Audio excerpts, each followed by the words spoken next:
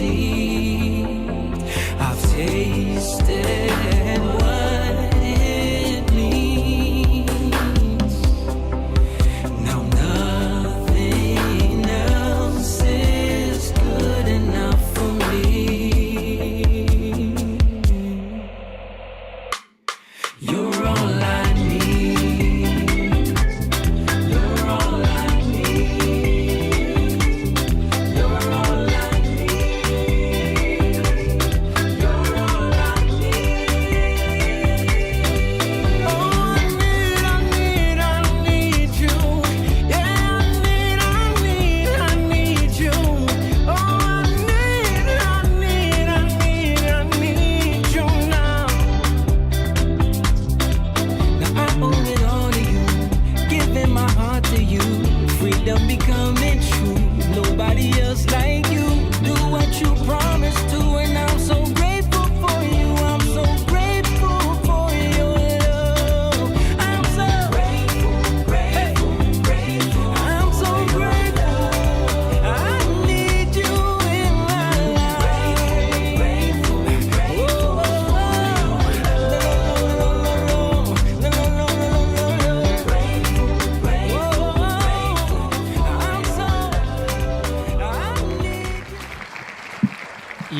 Yes. What's up, everybody? We are live. It's Tuesday night, so you know what that means. We are in the Lion's Den right now, ready to have a conversation about what's been going on for the last week and what's been going on over the last couple of days. Get into some topics, have some fun with you guys. Looking for your chats and your comments. Make sure you guys hit this like button and share this video with your friends so that the algorithm can pick us up and make sure that this thing is going live. But yeah, you're here. Let's drop the intro. You're watching Young Lion TV.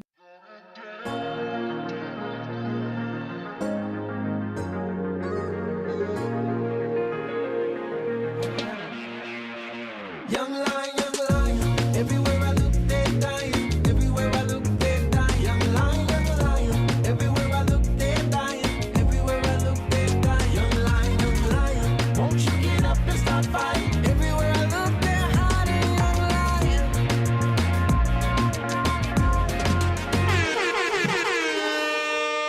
Yes, Young Lion TV is officially live, and we're here in the Lion's Den. What's so funny? It's so loud.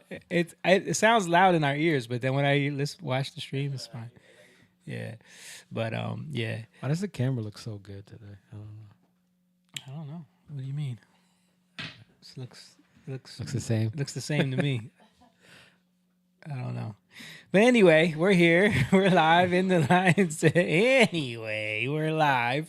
Again, guys, thank you guys for tuning in. Make sure you guys are hitting that like button and sharing this video with your friends. If you're new here, this is the Young Lion podcast where we sit around and talk and share our ideas and opinions about things that have been going on in the world over the last couple of weeks, or if there's any other topics that we just want to discuss that we find interesting. We do this every week, and it's something that we always did as friends anyway, just growing up together, seeing a lot. You know, these guys that I'm with today, we've traveled around the world together for over 20 years and been on tour and been in the music business forever. So we've seen a lot and we've grown a lot, and we come to a lot of realizations. So a lot of stuff that we talk about is from that perspective of making a lot of mistakes as young men without having people to have these type of conversations with us. So we started putting this stuff online just so we could have a reference point, not only for other young men, but also even for our own children to look back and be like, oh, wow, they talked about this, they talked about that. So, you know, this is something that you want to support and get behind. You can do that by becoming a member on our Patreon. And that link is in the description, and you can go on over there and sign up. Shout out to all the Patreon members who support what we do and allow us to keep this thing rolling. Also, we do have merch available on the website, which is our band's website, jatan.com/shop. Also in the description.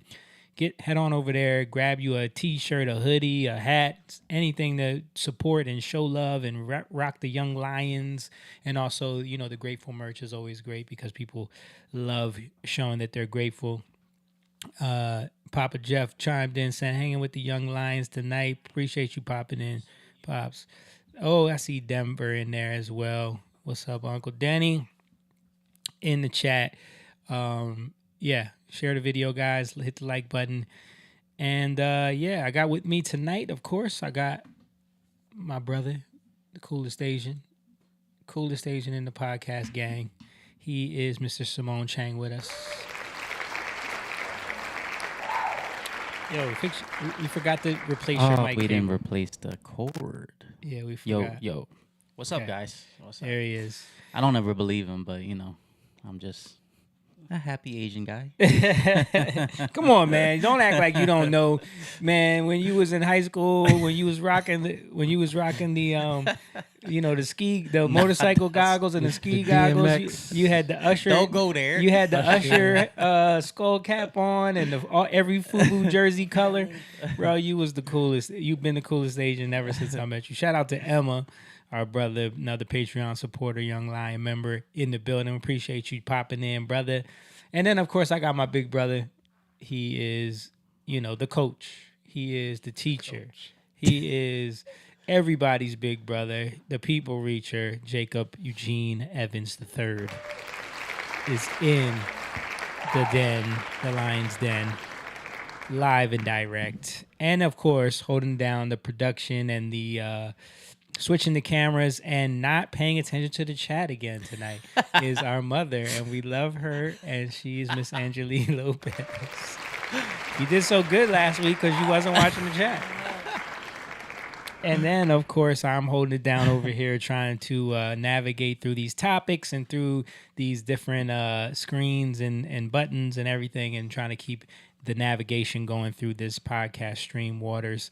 And yeah, I look like every light-skinned and bearded guy that you've seen. Maybe you have one in your family, and I'm sure you think I look like him. I get it all the time. I'm Jamie Evans. Maybe you have one in your family. I like that. Do you have one in your family? Yeah. But yeah, man. We're here. We're in the building. How's everybody feeling? Everybody's doing good. How was y'all weekend? You've been frustrated with coaching like crazy. I mean, it's been good though.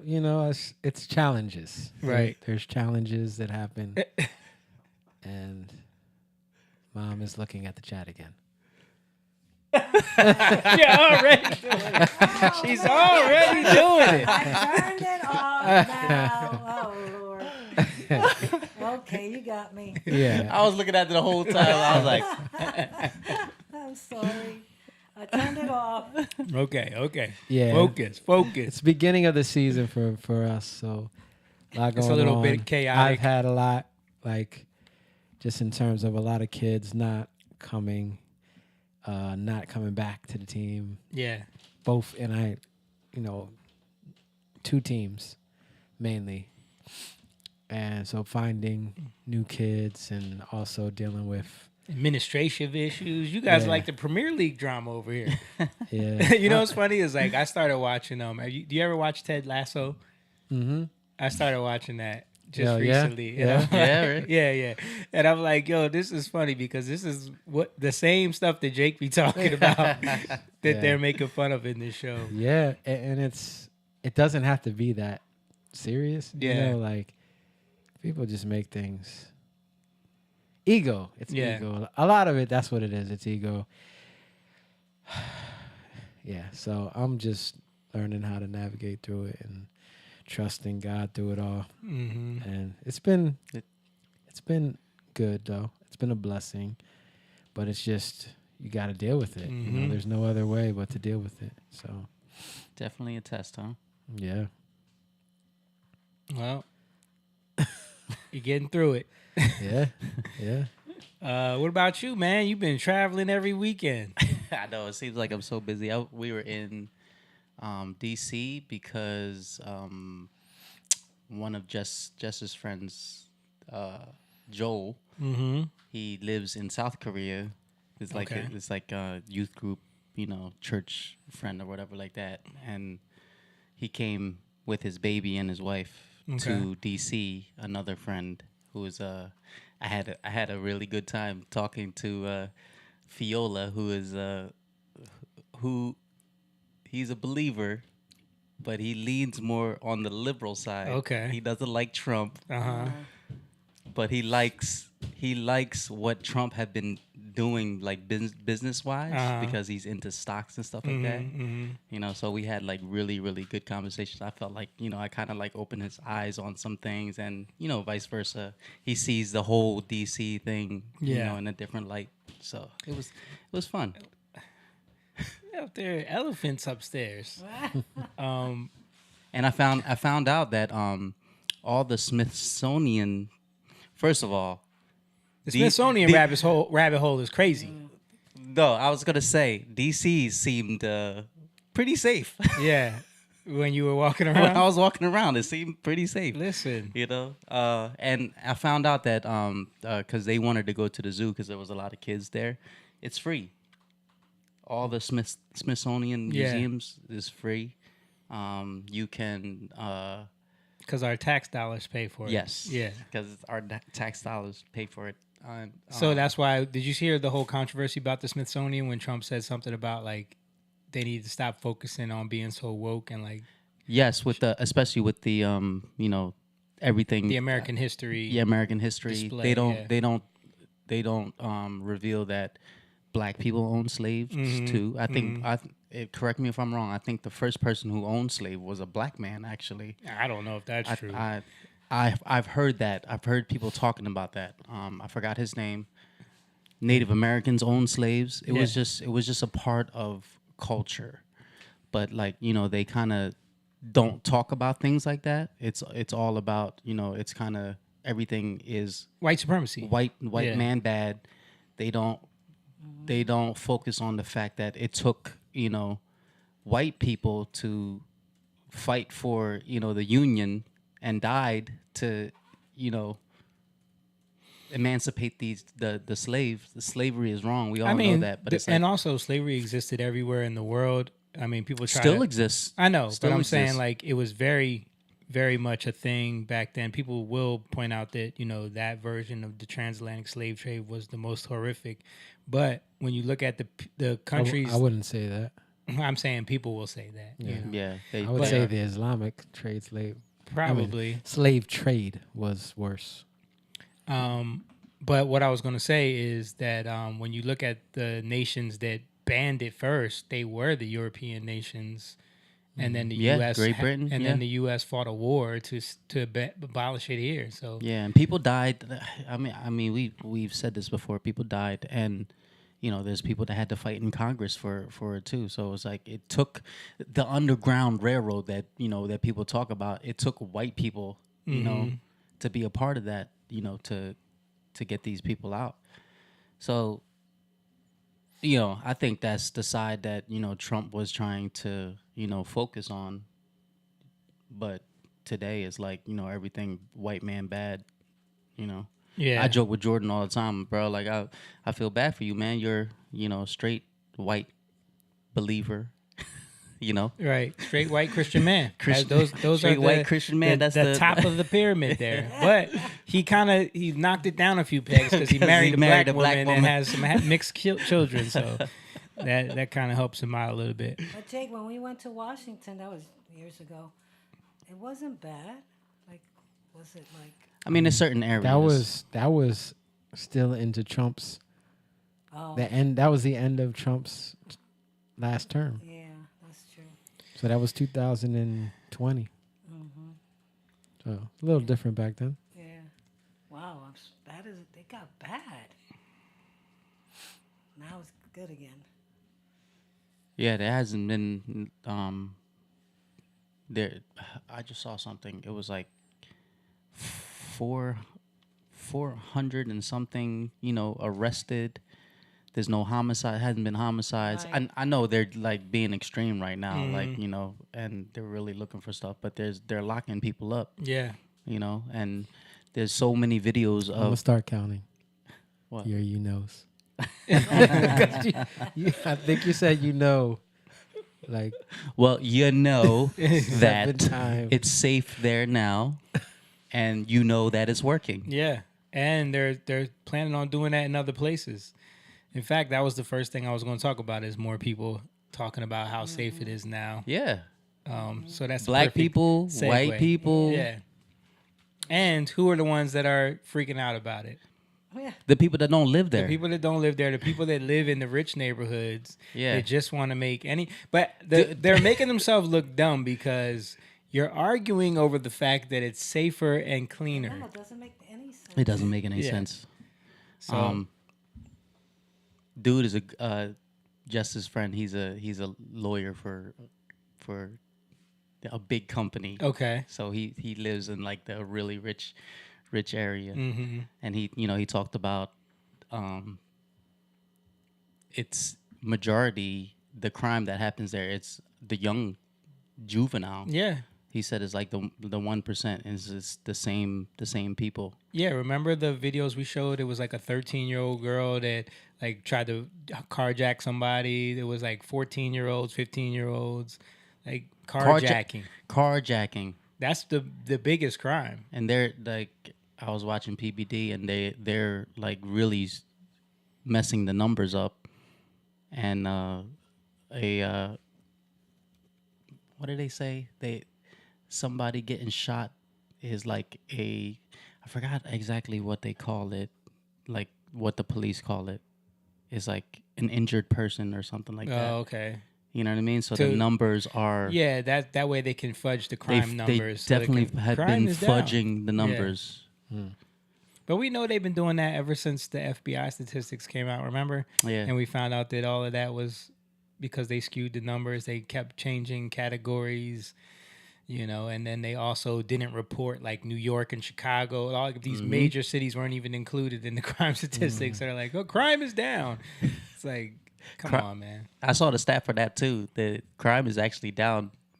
Violent crime is down by like 300 or something like that from this guy getting in. What's the dude's name in Chicago? Because he's like keep your National Guards over. Yeah. They'll come. There's a whole bunch of governors that's Right. like, don't come to my Yeah, state. don't come to my state. Yeah. Yeah, it's crazy. What was I gonna say? Oh, so is he like her friend? Is he like not a Trump fan just based off of like his personality? And he thinks he's racist, and he taps into he compares it to Nazi Germany. yeah. I'm like, come on, bro. So he definitely is consuming a lot of left wing. Yeah, but then Like- we have other conversations where he's not down with men competing with women, and he's a believer, but he doesn't.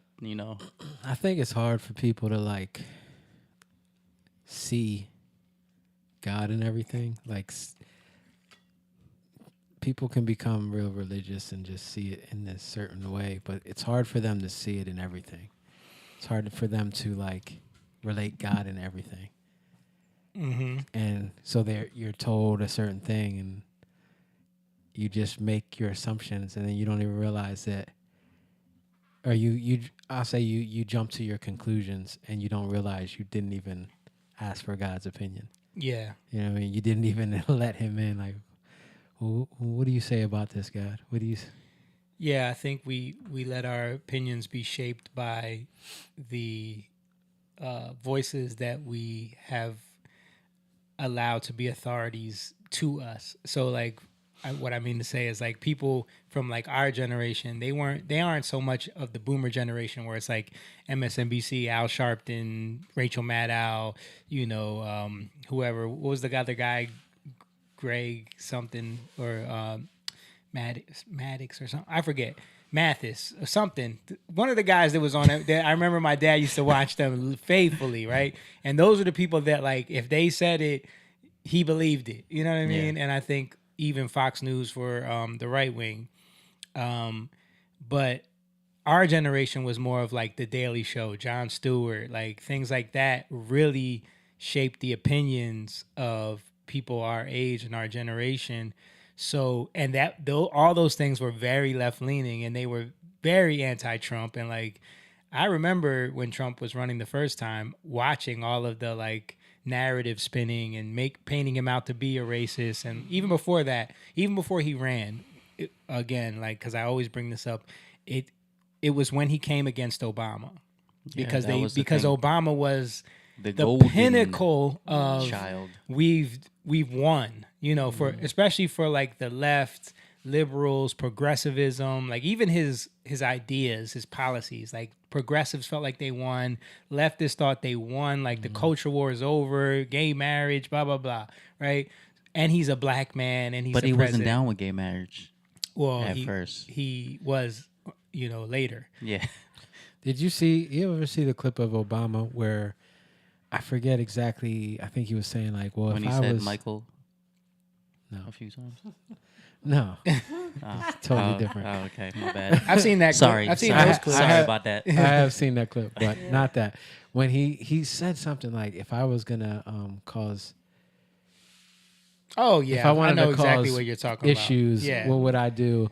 You remember what he said? What he would do? yeah. He talked about just saying something that wasn't true or something. No, he said I would flood the media and everything I could with a whole bunch of information, misinformation, right? Yeah. He literally said that out of his mouth. That blew my mind that he said it. Right. He said if, you Yeah. know, so. Yeah, I mean, mean, he it's said just lots like of stuff. Nancy Pelosi talking about what they do to tarnish people's names that don't follow the protocol and like she talked about it, how they can get media to print these Yeah, stories, yeah. you know, and But I think what he's really good at, Obama, is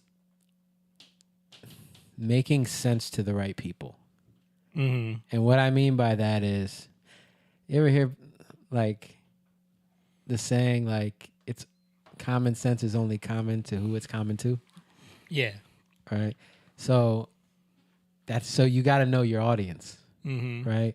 And I think even comedy, like I think a lot of our generation got into comedy and you just accept things because it's true. It's funny because it's true, right? Mhm. But it's not the truth. Right. It's just true. And it's funny because it makes sense, right? It's not funny when it doesn't make sense. Or it's funny because it's something that you've thought of before you've had this thought before, and you see someone else who shares Right. that thought and they do it in a funny way where it makes you Right. laugh at, oh wow, we're connecting over this thing that we both thought. Right. Yeah. But I think that's like a lower, like that's the flesh Mhm. in terms of how we think and the processes we think in a way where we're focusing on the wrong things. Right. And then they just look for that.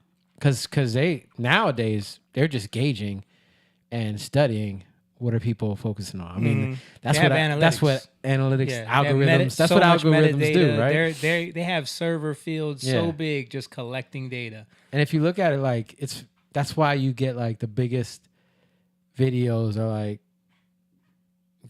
a dog bites a kid in the face. Yeah. Everybody wants to see it. Like Right. something that's like is going to be horrific, but Yeah. still people want to see it. Right.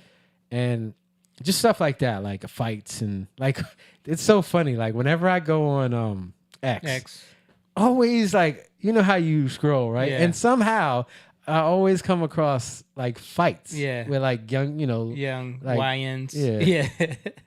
and I'm like, how does this always happen? Because people must be looking at it. Of course. And Right. sharing it. And then And if you stop on it, it's going to know, oh, let me Right. show you more of this. Yeah. yeah. But I think that's like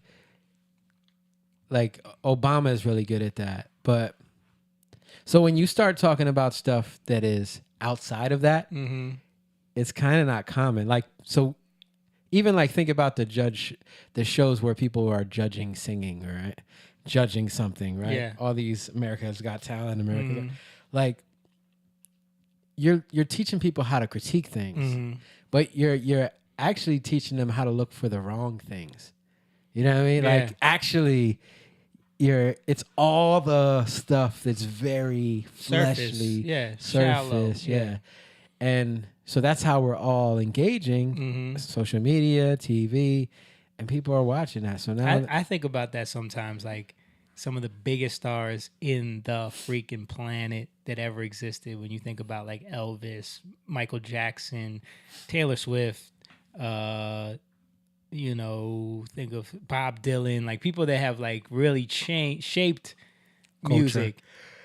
Take them in a vacuum. People don't know them. Put them on one of these singer shows. Would they win? I don't No, think so. they wouldn't. They wouldn't. They would get picked apart. Especially Bob Dylan. Yeah. Yeah. He would be on the cutting floor reel. The first few. He would be the guy going viral for being a weirdo that can barely sing, trying to be on the show. But yeah. I mean, just to your point of like that show is all about surface, shallow things that really don't equate to much. I mean, think about it. How many seasons did they have of all of those shows? How many winners have they been, and how successful have those people been? Yeah. I mean, there's been a few. Yeah. But not many out of all of the seasons. Those seasons, yeah. From all the shows, America's Got Talent, The Voice, X Factor, what's the other one? American Idol. American Idol. Yeah. But so imagine like, again, like you go to church one Sunday, but every day, every other day during the week, you're in the world, you're at work, you're dealing with people. And if you don't know, and if you just think like, and a lot of people think this way, if you just think I'm going to church, I'm good.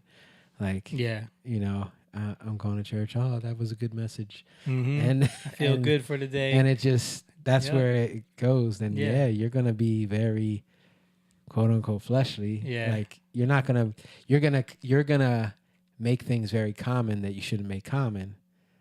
And then I can understand why people would listen to this person or that person that, you know, I wouldn't listen to because they're talking straight nonsense. Yeah. But I can understand why you could come to those conclusions, especially when you like say you believe something, but you really don't. Mm-hmm. You know, like how we know we believe something is when we're tested. Yeah. Right?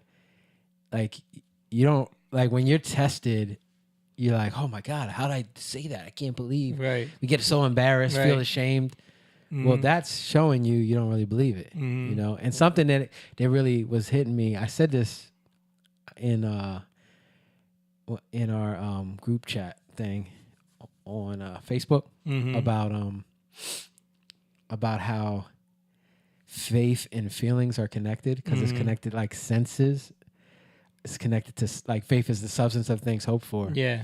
And a lot of times I like realize like, yeah, we say we believe, but we don't feel it. Like, you know how like I know that the joy of the Lord is our strength type stuff. But if you don't feel joy, then you don't believe it. Right. Until you feel it. So, and how do you feel it? Well, it's by faith. So now you have to, it's kind of like, okay, you have to get into that place where it's like you're tuning, right? To the joy of the Lord. Mm-hmm. So you read the scripture, you're trying to get into that place. Wow, thank you, God. You have to reset your whole mind, right? You get what I'm saying? Yeah. But if you stay in the tune of everybody around you, everybody's like, yeah, that always happens to me. Yeah, right. Oh, this stuff. And you're like, yep, you're right. Mm-hmm. Just another day. Like we get caught up in these things and now you're just living like everybody else Right. and nothing changes. So then you say, oh, the joy of the Lord is our strength, but it's disconnected from what you really believe. Right. Does that make sense? Yeah. And so I'm just saying like what you're talking about. Like we have a lot of people who What was I talking about the guy who's a believer. Well, I was talking about something, but I don't know. We ended up. Oh, I'm sorry. What were you talking about? I was trying. He went for a while, I don't so know. I'm I was lost. going somewhere, and then you went there. I don't know. What were you talking about? I was trying to explain why people in our generation are like certain people are still dealing with. It's still hard for them to get over the Trump thing. Oh, well, that's my point.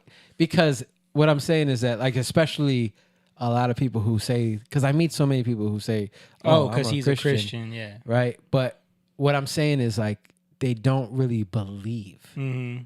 because they're not trusting.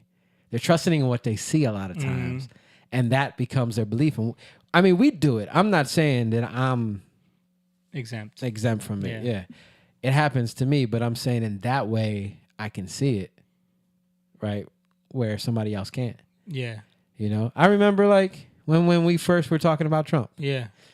And, you know, y'all were like, you know, like, I remember Simone said something. Because I saw a lot of dumb stuff he was saying. Yeah. And he still says a lot of dumb stuff. Yeah. Yeah, But I but- really had to seek the Lord. Yeah. Like, is this real? God, are you like... So, you know, I was like, show me. Lord, show me, because I'm having a hard time. Well, yeah, but You what know. I'm saying is that, like, in the moment, because we were in the office, it was like almost the way you were talking about it, you were just set and settled in it. Yeah, but that's because most people, they're standing on what they see. Well, that's my point. Right. That's what I'm saying. Like, And What they and- see and what they've and what the- seen right. with that character. Right. Which is where I was trying to go, which is the fact that we're coming from a time where, you know, the media was one thing.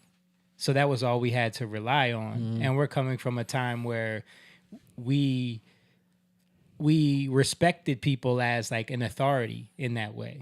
So there was no way for us to have access to information like we do now.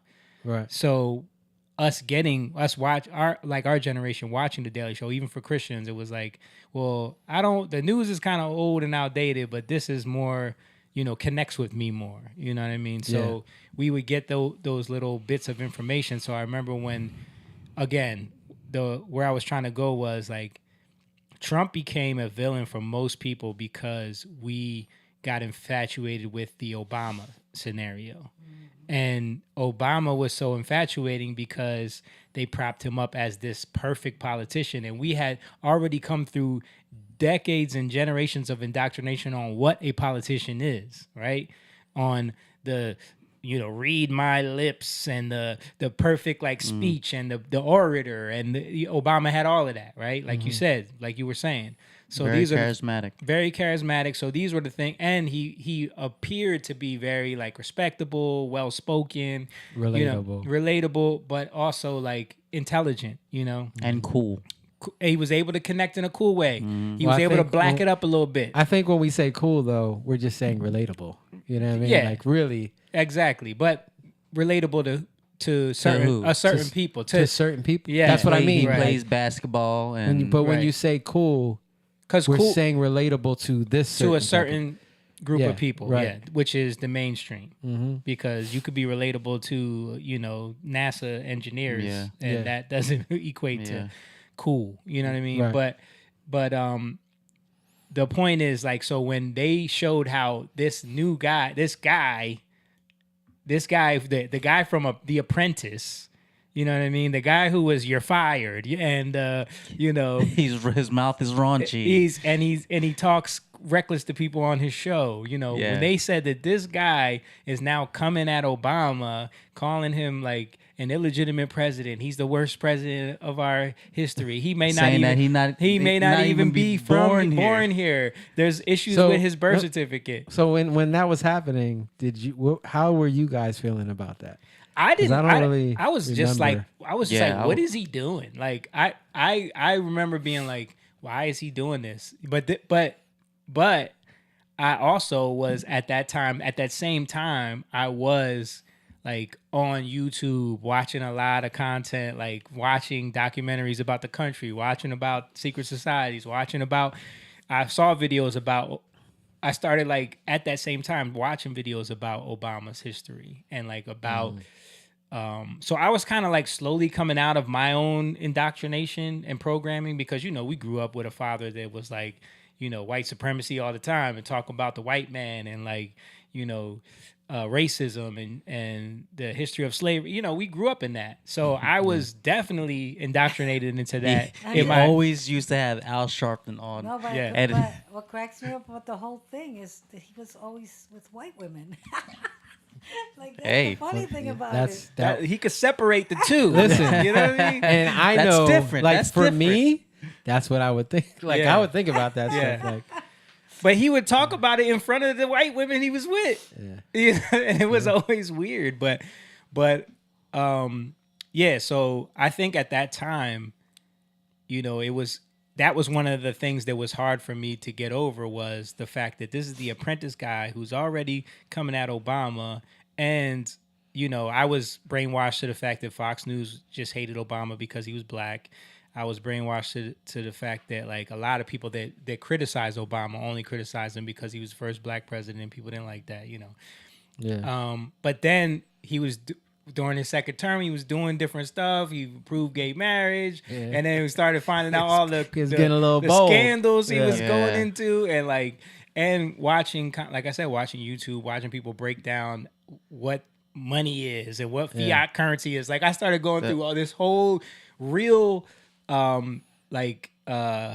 was education on things that I never got in school. So it was a way for, this is what I'm saying. So, like, a lot of people our age didn't do that. They didn't take the time to deprogram themselves, in a sense. You know what I mean? Yeah. I mean, for me, I never watched The Daily Show.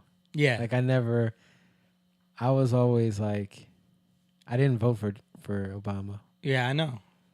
ever. Me neither. I know. Me neither. But it was just because of what I believe God was showing me. And I remember Dad was so mad at you because you Yeah. never vote, but I didn't care. Yeah, but so, like, it was more like, for me it was different because, and not to say I had a lot of bad programming, because I still did. Yeah. Like, but I'm just saying, like, I was listening a lot to what God was saying, you know, like, Yeah. in those moments. Right. And I just, because even with Trump, it was like, I just remember God told me, pay attention. Yeah. Pay attention to Trump. And because of that, like, that kind of hit me like, oh, things ain't what they seem. Yeah. You gotta, you know, like, having an ear to hear, like, if I just settle things, and there was a lot of things that I did settle and come to conclusions that I found out later that I shouldn't have did up until present time.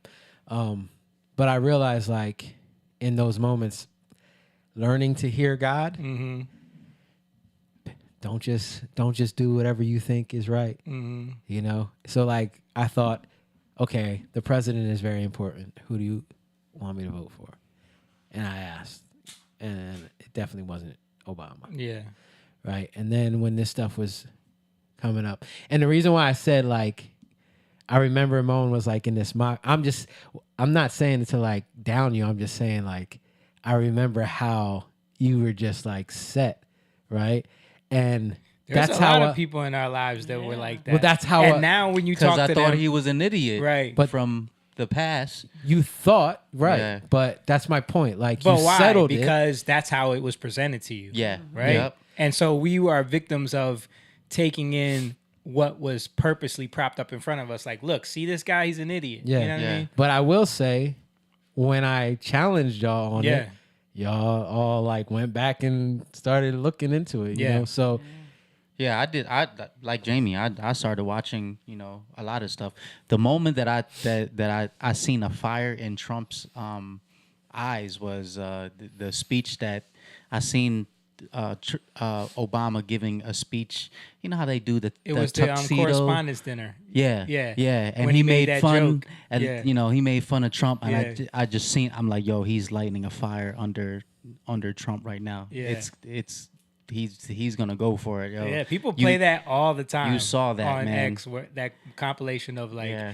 because what did he say? He was like, you know, Obama goes up there and makes his speech, and it's a bunch of jokes, and he's like, Donald Trump is in the building, and Donald Trump criticized me for being the worst president in American history. Well, at least I'll be a president. Yeah, yeah, yeah. You know what But happened? You know what happened to me that was so weird? Like you said, I prayed about it, and the Lord, I felt like, no, don't vote for Obama. But then when he came out on stage, when he won, I started crying. I didn't know why I was crying. I wasn't crying because I was happy he was elected. I was crying because my spirit wasn't happy. yeah. You know what I mean? That was just a strange situation. Go ahead, Mo. I regretted. I became a citizen, and I wasn't able to vote for Obama the first time, I believe. But I was happy for the nation because I felt like they made it seem like, we made a step. Yeah. There's a black man That's the president of the United States, and I was like, they made it like a huge win. For yeah. us. So I teared up Oh, because you Yeah. did too? but not I teared up and I didn't vote for him, but I still teared up because that still was in me. I think that You never thought you'd see that, it was even though he ain't black, bro. yeah, yeah. he ain't But- American black. Yeah. But again, And there's a huge fight going on now with the Africans and Black Americans. I think it's kind of like that Saul thing. What's Saul's name mean? I forget. Ask for. Uh, So like I give you what you ask for. I think that was what God was saying in that time. Like, yeah. all right, I'm gonna give you what you asked for. Mm-hmm. This is what you want. Yeah, And- king, right? Yeah. I Well, want a ruler. a Like king other nations. after their own Desires. desire, Yeah. right? And that's what Obama was. Yeah. Right. Yeah. He Let fit. me just shout out Brendan real quick. He chimed in. What's up, What's brother? up, bro? Brendan, our bro. But yeah. Yeah. But I was go gonna ahead. say something about I voted for him the second time, right? When I was able to vote, I became Barack Obama. But I remember like really regretting like I questioned him because there was like it was like a lot of tension with the nation with like race things, and I felt like he's the one that brought it.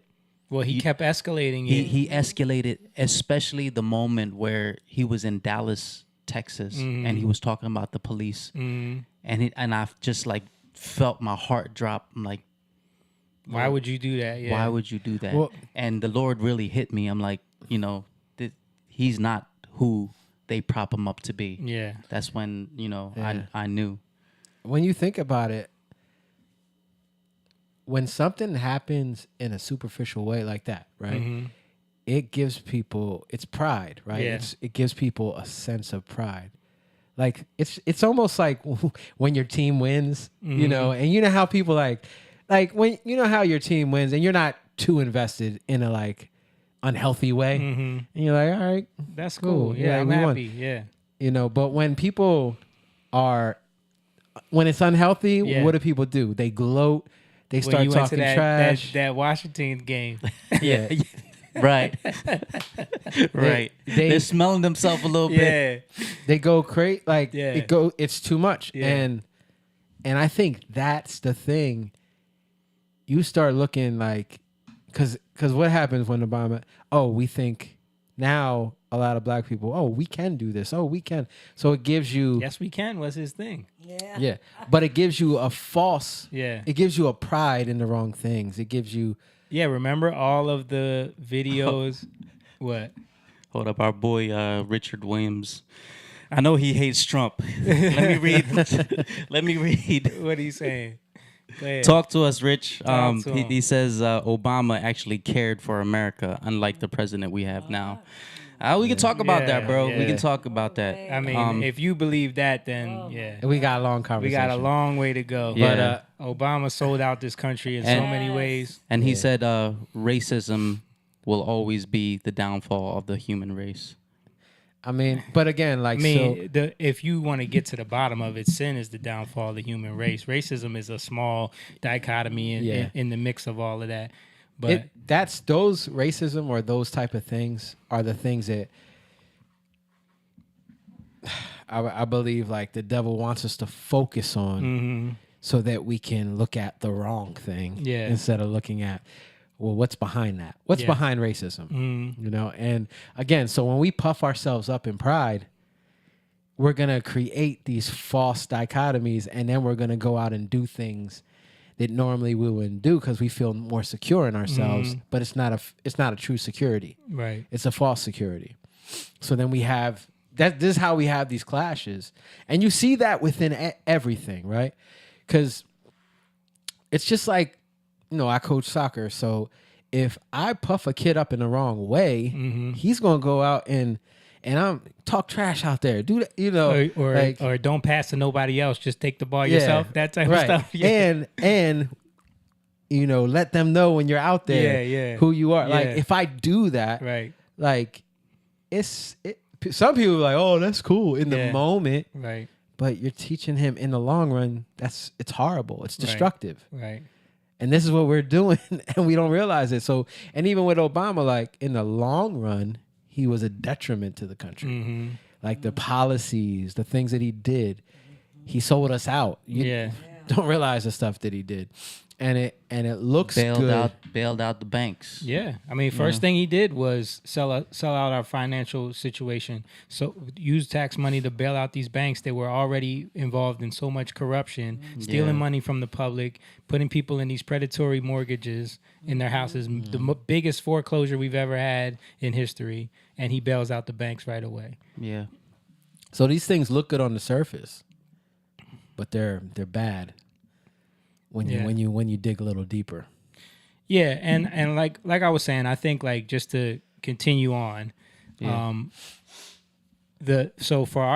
people in our generation and older that came from a system of not being able to be exposed to information like we got later on in our lives, where we kind of like were able to break away from the indoctrination and like the golden calf mentality that had been, because that's what Obama is. He's a golden calf. Yeah. Right.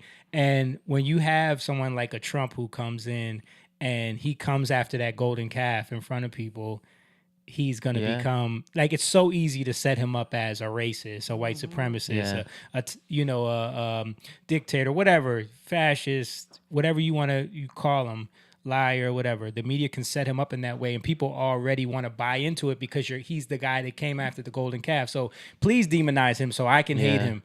So I can justify why I hate him. So even for Christians who don't agree with what the left does and like what these progressives and what a Kamala Harris was going to do and stands for, they still have trouble with Trump because he's still that thing. What's that called? TDS. And that's why it exists. Do you guys know what neuroplasticity is? Yeah. It has to do with your neurons in your brain connecting. I've heard the term before. If I can. While he's looking at that, use some chat GPT. Chat GPT. Rich said, "I respect y'all thoughts on Obama. He wasn't perfect. I agree with y'all. Much respect. Is Trump better?" I think he is. You know what? Like, I don't like to say it in that way, like that he's better, because it's like I don't look at Trump as the end all to be all. And we're definitely not these MAGA, MAGA fans like most people are. Like, we talk about all the time the stuff that we didn't like. His first term. His first term, and what we don't agree with. Even now, like the stuff that he does, especially when it comes to like these anti-Semitism bills and all of that stuff that they're passing. I don't agree with all of that stuff. Hold on, real quick.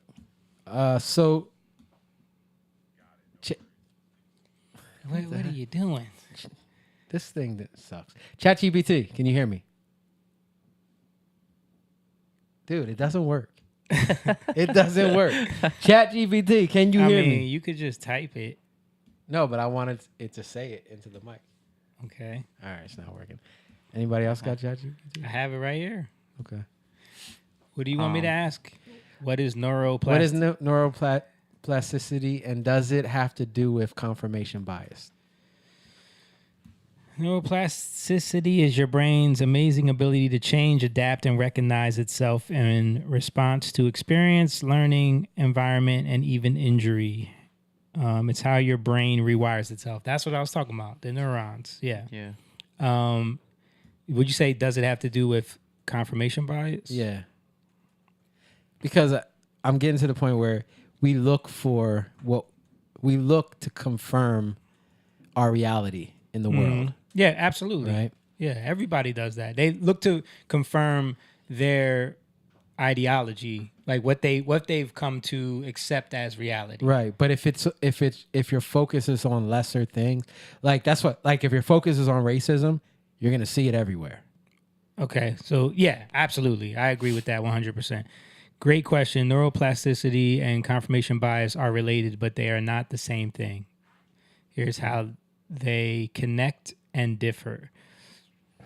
What blah blah blah. I hate when it does all these. So how are they connected? Confirmation bias can be reinforced by neuroplasticity when you repeatedly think in a certain way, e.g., people like me are always ignored. Your brain or everybody's racist. There's racism everywhere. People, your brain strengthens the neural pathways that support that thinking. Yeah, right. So Hold up. Over time, Yeah. this repetition hardwires biased patterns in your brain, making it easier for those same thoughts and reactions to occur again. That's neuroplasticity reinforcing bias. Okay. so that's connected to. It's funny because Jesus said, "To the measure you measure, it'll be measured back to you." Right. Yeah. Right. That's literally what neuroplasticity is. Yeah. Right. So That's why he says, think on these things lovely and pure. Right. Because if you're always thinking on, how messed up everything is and Negative, how yeah. evil the world is and how racist and the patriarchy, you're going to see it everywhere. It's going to Right. appear everywhere. So it's so funny to me that the Bible always outlasts everything, but science is always proving the Bible. Science is catching up. yeah. Science It's is always catching up, It's yeah. always like Yeah. confirming the Yeah. Bible, right? Right. Science is always changing, right? Yeah. Isn't that what Well- our boy Fauci Yeah, say? it changes when they're wrong about stuff. I would say good science is always getting closer to the truth. Bad science is just whatever. You gonna read Rich's next comment? Yes. Go ahead. His latest comment said, let me be clear with my statement. Obama spoke better and represented us better. And I've said that. We talked about that Yeah. before, like what you look like. And his actions of lately definitely makes him look bad. But I still see major issues happening now that will definitely separate and hurt us in the long run. Unfortunately, we will never have a president that is actually for the people, and that's sad, but the truth. And that's, I can't agree with that. Just because of my own belief, and you don't have to believe like me, but for me, that's, again, if like that statement, It's nihilism. that's it's confirmation by Yeah. it's neuroplastic. If you say Yeah. that, then like that's what Jesus said when he said, to the measure that you measure, it'll be measured back to you. Before that, he said, judge not lest you be judged. So when you say that statement, you're actually bringing judgment down, and then you're going to look for that judgment. It's kind of like when people say, and I think I was talking about this at church, oh, this always happens to me. Mm-hmm. Well, yeah, because you're looking for it. Right. Because you Yeah. don't realize that your brain has programmed It's wired, itself to yeah. to look for those things, right? Yeah. It's wired that way. Prime And- example, like something totally light, but it goes along with what you're saying. Yeah. You get a car, right? And now all you see is that car. Yeah. You know what I'm saying? Yeah. I don't know if that's Yep. ever Yeah. happened. No, that happens. That all the happens time. all the Like, time. dang, yo, It's I a see this- phenomenon. I forget what it's called, but it is a phenomenon that has an actual name. Yeah, So but that like new car syndrome or something like that. yeah, I'm seeing Broncos sports all over. I'm like Right. But it wasn't something it wasn't in your focus, right? yeah, I saw him, but it So- was like, Yeah. not as much as I do now. And it's just like, you know how like when people talk about something and then you're like, well, did you ever consider this? No, I didn't think about that. Because it's not in their focus. It's not in their Right. peer review. Like people who don't have kids, it's hard for them to relate to people who yes. have kids because they're not focused on a lot of those things.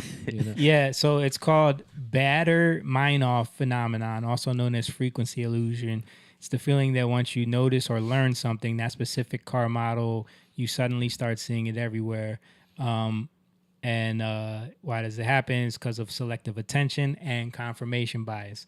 So it's exactly what you're saying. And this is why it's so dangerous to to have these To be an echo chamber. no, what I was going to say is to have these critical race theory stuffs taught in school, and like everything from the angle of everything is racist, because now you're setting up the brain to be programmed and wired to just live in that reality, full stop. Nothing can never change it. And that's how you end up in a position where you feel like everything is hopeless, like our boy Rich is saying, which that's not the place that we want to end up. We want to end up in a place where we see hope. Yeah. And I think like even, and I hope, you know, this can happen for everyone. Even getting to the point where you're not distracted by the fact that someone who wears the right suit and can speak the right way and comes up and presents himself as a great leader, but behind closed doors is destroying our economy, destroying our industry, destroying our relationships with you know, trade partners, and putting us in debt. Everything he's doing is from a selfish means. Right. And I'm just saying, like, I don't know that. I don't know everything, but you don't know. Right. We don't know. And I think, like, these are the things we have to look for. Well, why do you do that? Right. What's the, like, you'll know them by their fruit, right? Yeah. Two people can do the same thing, but with different intentions. So you have to know, okay, what's their intention? And the only way a lot of times you're going to get to that is by asking the right questions, and then being able to speak to you openly and honestly. Yeah. And a lot of times they won't. And that's why the podcast realm format has taken off. taken a different spin on politics. Yeah. Where a lot of these people that were doing that kind of stuff, the polished look and the way you speak and all that, it gets found out because you can't have long conversations. Right.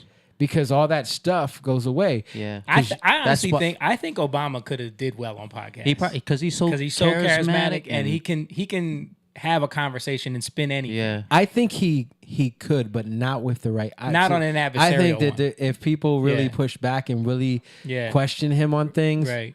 I think it'll be hard because he has said some stuff sometimes in conversation, where like he was just on his own wife's podcast and he said some stuff. Yeah, that, we brought that up on here. Right. So So he's talking about every young man should be raised by a gay man. Yeah. or even the stuff he said against the left, right? Right. Like about fathers, right? Yeah. So And he said, remember what we criticized him for on here during the campaign when he was getting on black men for not getting on board with Kamala Harris, Right. and you know, basically chastising them. Yeah. right. So you see this like this stuff that happens. We got to be able to challenge and reason through these things. That's why you ask questions. Like if my kids can't ask me stuff, or if they ask me and I don't have the answers, and I'm like, don't worry about that, like, because I don't have the answers. Right. Yeah.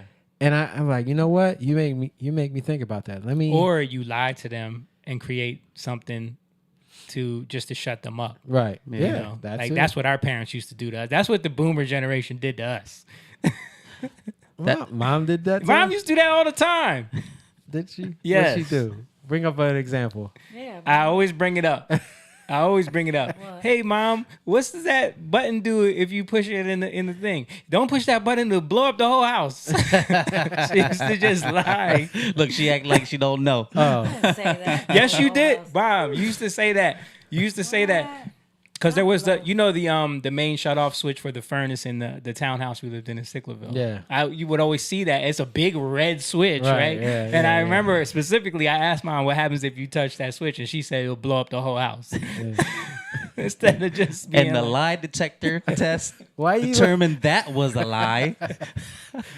And she's looking like, I don't remember that. yeah, but you said it. I remember I now. had to tell Jamie a lot of stuff because he would get into You didn't everything. have to. You did it out of anxiety and Yeah, but that's and what I'm fear. saying. Out of- Especially when Jamie would go out the window and all that, and Yeah. 6 years I old. was a curious kid. Jamie was. I was gonna say Jamie was a curious kid, and he got Yeah. into a lot of stuff. Yeah. And I will say this: you didn't know how to handle Jamie, Yeah. and maybe my dad wasn't there, Yeah. and it could have been a Yeah. little better. Right. But but so that's what you did. That's a coping mechanism. Like Yeah. you tried to handle it in your own way, right? But it wasn't necessarily the right way. No. Right? It wasn't loving in the love of God. Like there's a better way. Right. Right? And I think that's what Jamie means. Because what I'm Like- saying is like when you take that approach with kids, then when they get a little older and they realize like, oh, you just lie when you don't know what to say, then it kind of takes away the reverence for your word on things. You know what I mean? Yeah, and it's the love there. Like Yeah. it's like, yeah, why would you say that? Like you were just trying to Yeah. get me to submit to your Yeah. lies. But when our kids, when we challenge our kids and we're like, we really go deep with them, our kids appreciate that. Yeah. You know, like mom's comes over to my house sometimes. You see how some of them act, and like when I'm talking to them and they even hit me with something else, right? That's stuff that they know to do because we're used to engaging Right. with each other. That doesn't happen if you don't engage them. Yeah. Yeah. You know? Let me read the rest of Rich's. He said, I love y'all deep thoughts and how y'all explain your feelings. Salute, little brothers. And then he said, it's one thing not to agree, but to actually speak with respect and knowledge makes a big difference. I love and respect that. Trump or Obama? I think I don't forgot what we were talking about. Which person are you talking about having selfish ways?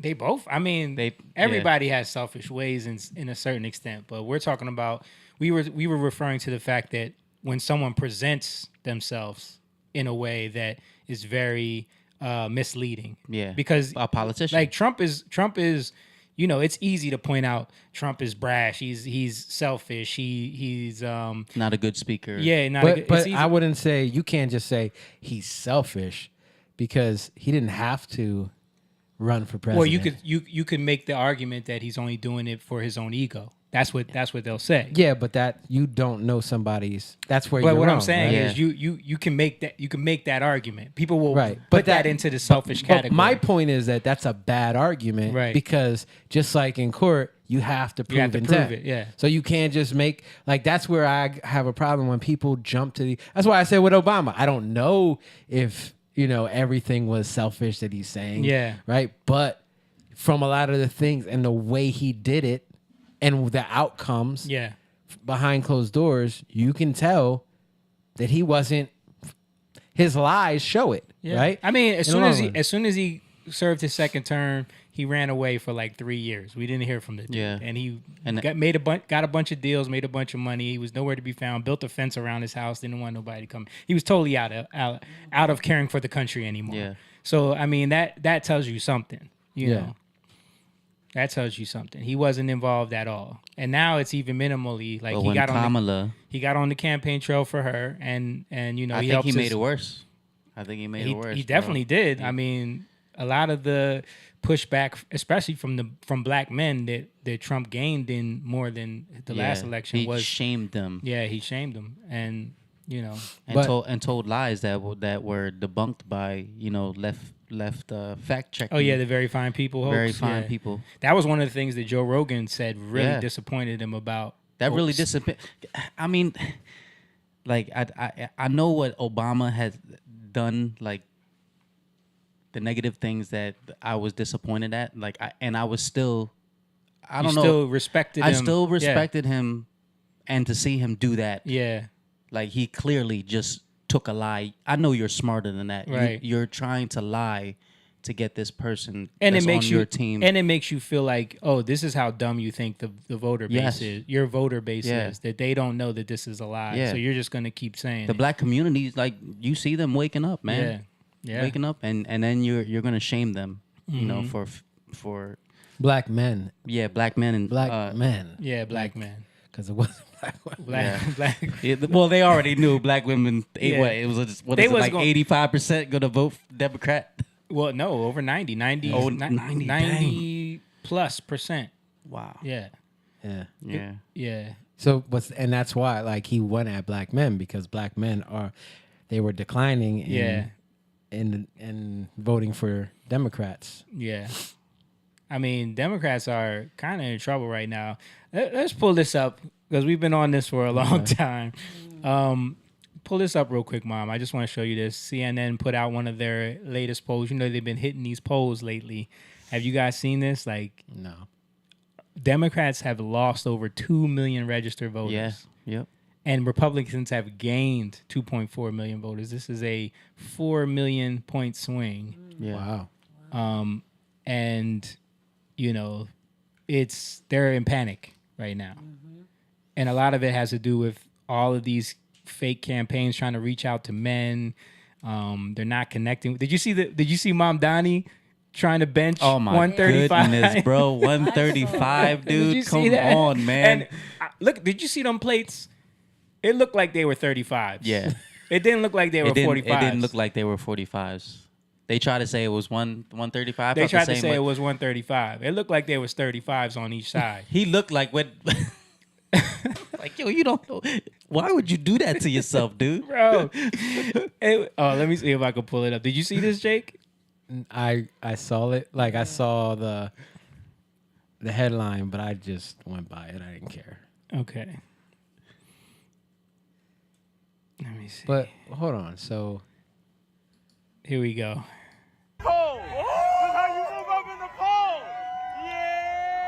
And this guy is leading.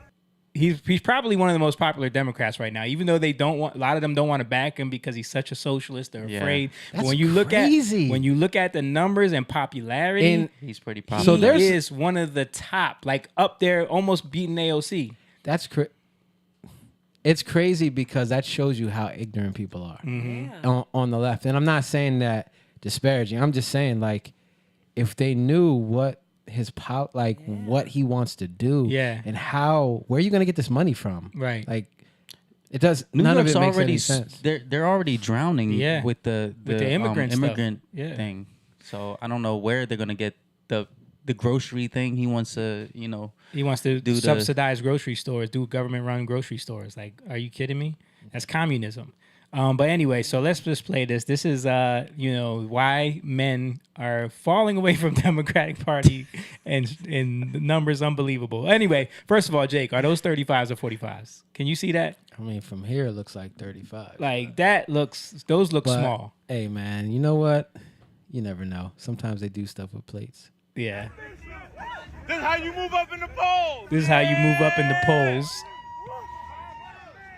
First of all, look at his grip. Everything about it shows you this dude has never. Never touched the Yeah, weight. he never. Yeah.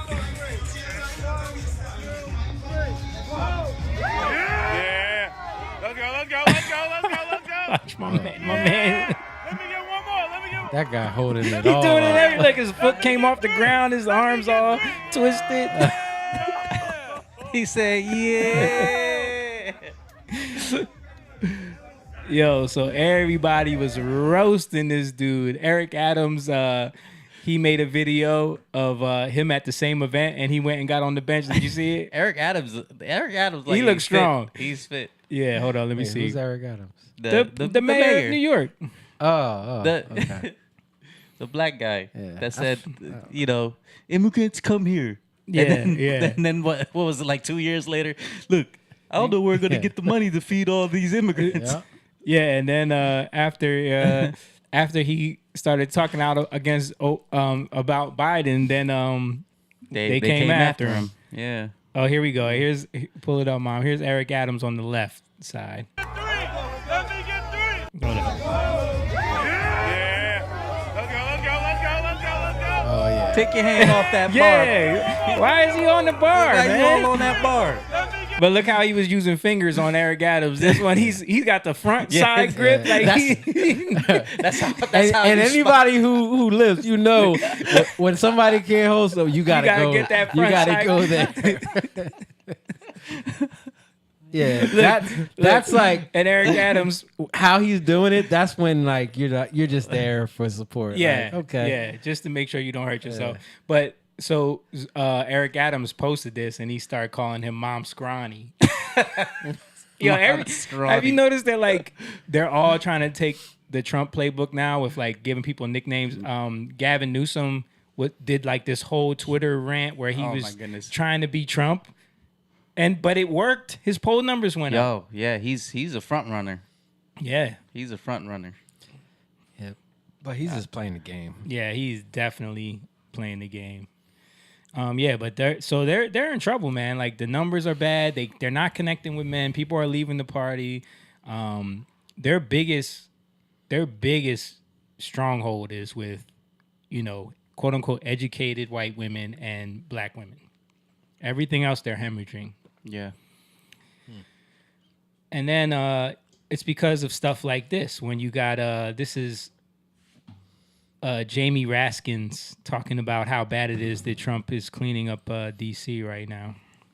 And the military is not supposed to be used for ordinary law enforcement purposes. In D.C., he was talking about cleaning up the graffiti and, dealing with the blight of homelessness, which are obviously local, not federal issues. And he's trying to militarize our society, intimidate his political opponents. The whole idea of picking cities based on their partisan leadership is absurd. I mean, there are lots of Republican cities and towns struggling with crime. Everybody is across the country. Tell me which Crime ones. has always been part of our history.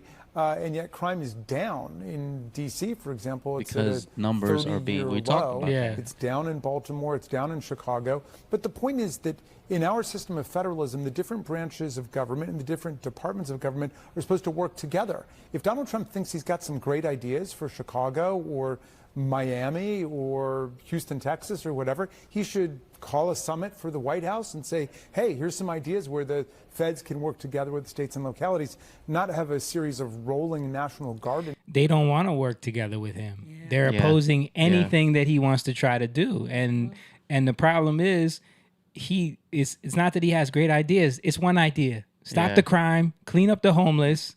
Like that's it. That's it. And it's And working. it's working.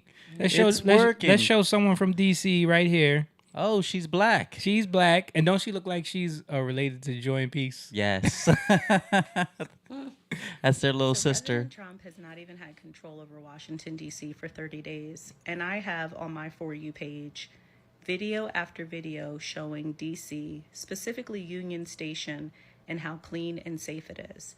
People don't understand how big of a deal it is, specifically for Union Station, because there is a bridge, whether it's the bypass, it's either 95, 395, or 495, where the homeless, as well as people who are abusing drugs, as well as the drug dealers, they just squat. It's clean. It's all gone. This was also an underpass bridge where people would throw their wastes. So you would drive on the main road, and to the left and right of you is nothing but trash. It's all clean. People don't understand how big of a deal this is, because the Capitol is right there within like a 6 or 7 minute walk. And then also local residents, they did not like walking there, whether in the daytime or the evening. Some people would take taxis just to avoid any type of encounters. And people have been talking about cleaning this up for a decade. And you mean to tell me President Trump hasn't even had control for 30 days and he cleaned it all up?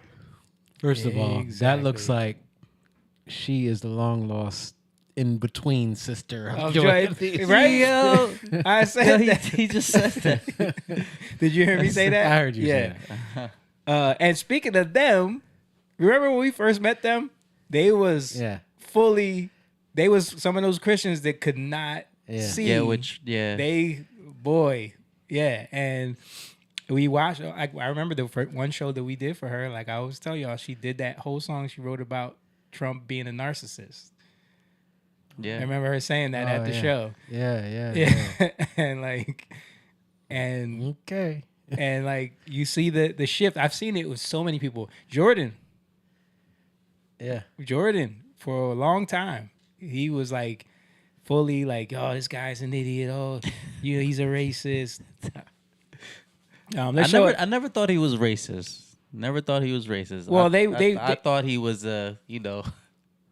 said a goofball. said some goofball Yeah. things. You know, he's very bombastic. Yeah, That's you're fired. You're a loser. Like, he wasn't the image of what he wasn't the golden Presidential, calf. He yeah. wasn't the image of what a Yeah. president had been programmed to us for. But we don't even understand is that, like, just because they have shaped this form and this image of what a politician and a president is, that was all a spell anyway. Yeah. That was all brainwashing anyway, to get you to pick who they want you to pick. So to bring in this outsider, and one of the things that really won me over with him, when we were, just to get back to that, when you were talking about that, was watching him on that debate stage against all those other Republicans, like 16 of them, and he was just destroying them, and talking about how he used to give all of them money and how it all works, and pulling the curtain back from what politics is. Like, that's what it was like. Okay, this is different. Yeah. He's not part of the system. He's not a part of the club. Dave Chappelle's skit is with the whole Hillary thing. Yes. You know. Yeah. That's how I felt. Right. You know, he told the truth. Right. You don't change the tax code, because I use the same tax use code. the same code. But your donors, Right. you know, use them too. So that's why you don't change them. And he exposed a lot of how politics works, and a lot of the stuff that they thought was inside baseball. And they had, and the two-party system, the convention system, and the RNC and the DNC, they have stuff so much on lock, and it's so hard for people to even work their way up to be a presidential candidate, that there was no way. Remember all the news people saying there's no way this guy, he's a joke. It's no way he could win. Like, No way he that's could how he win. got in. Laughable. No way he could win the Primary. yes. Let alone the actual Right. presidency. Right. Like, They didn't take him seriously, so they overlooked him. That's how he got in. They didn't understand that. They never thought that an outsider could be stronger than the machine that they had built. Yeah. The machine was unbeatable. But again, The closest one, real quick, the closest one that we had was what's his name? And he only took votes away from George Bush. What's his name? Ross Perot, back in the 90s. He was the closest outsider to get in there, because he had great ideas and he was a great money guy, kind of like Trump, but he couldn't beat the machine. Yeah. yeah. But What again, were you going to say? I was gonna say pride. Yeah. You know, is at the root of that. And how many people would say, like, oh, nothing's ever going to change. We're always going to have to deal with this. Politics is the government, the government. Yeah, your vote don't matter. Yeah, It's but always going to be. it takes people having hope. You know, it takes people praying. Yeah. It takes people stepping outside of their hopelessness and, you know, just what's the right word for that? Jadedness, complacency, thinking you got to get out of that. You know, it doesn't take everybody, but if we have hope, things can change. Because we could talk about all day how bad it is. Yeah. Nothing's going to change. Exactly. Yeah. And I think that's one of the other things that I latched onto with Trump was the fact that, like, okay, this is a complete shift in what's been happening in politics over the last 60, 70 years. Like, even look at the Republican Party now compared to the George Bush era. It's a different thing. Yeah. It's you still have, of course, the Mitch McConnell, Lindsey Grahams, and all these like rhinos that are there still trying to hold up that regime and the establishment, you know, RNC guys. But Trump coming in, and then DeSantis and that whole ilk of like even Vivek, like these guys coming in and being able to move up the way they did and reshape what the Republican Party is, to the point where they had to break off the Lincoln Project that was like, we can never let these guys take over because they wanted the establishment to win so bad And stay. with the status quo. So now you're looking at this entire shift in our political system. So that gives me hope. I'm like, this is a chance. It was literally two sides of the same coin. Two wings on the same bird. With a little different, you know. A pretend difference. They would the main things that they had different views on was gay marriage and abortion. Yeah. Like, But I think at the root of it all, and this is what like if you look at most of the politicians, and there are some now that are coming up, but a lot of them, the lobbying, that became like it's become this horrible thing. All this stuff, it just the fact that there's an app now, a Nancy Pelosi app, they're watching. You got to do. And we talked about that too. They're talking about banning that. They're talking about stopping them from being able to make trades. Yeah, but they're watching her trade. Yeah, so people can make money. She's traded better than Warren Buffett. I had somebody tell me this weekend that they follow it and it works. Yeah, I believe it. I believe it. And he was talking about, you don't have to be, a genius to figure out, her husband is, in bed with all that, and of course you're going to get information. She knows when. This is what they do. They know when policies are about to be put in place that's going to affect major corporations. So they know, okay, we're about to pass this bill in 30 days. Let me sell these stocks now because this is going to go down. And her husband is, he's the hedge fund. He's the one doing the buying and selling, so she can say, it's not me, it's him. Yeah. Yeah. But the reason why I brought that up is because, again, they say all the right things, but they don't do, like, their actions don't match up with what they say. Yeah. It's funny because what did Jesus say in the Bible? Listen to the Pharisees. Don't do what they do. Right? Yeah. You can listen to what they say. Don't do as they do. Right. And it's the same thing with, like, they're saying stuff, but they're not doing it. Yeah. Bro, like Trump, they're going to do what they want to do, right? I'm going to give you two sides of the spectrum. You see what Trump is doing, right? That is like a big change. He came in, did all this stuff. All those executive orders. Yeah, all the executive orders, the National Guard thing, and things are working. The border. Gavin Newsom. Yeah. When Xi Jinping. Yeah. He did the same thing. They had like millions and millions of dollars. Yeah. I don't even know the exact number to fix homeless issues. 500 million.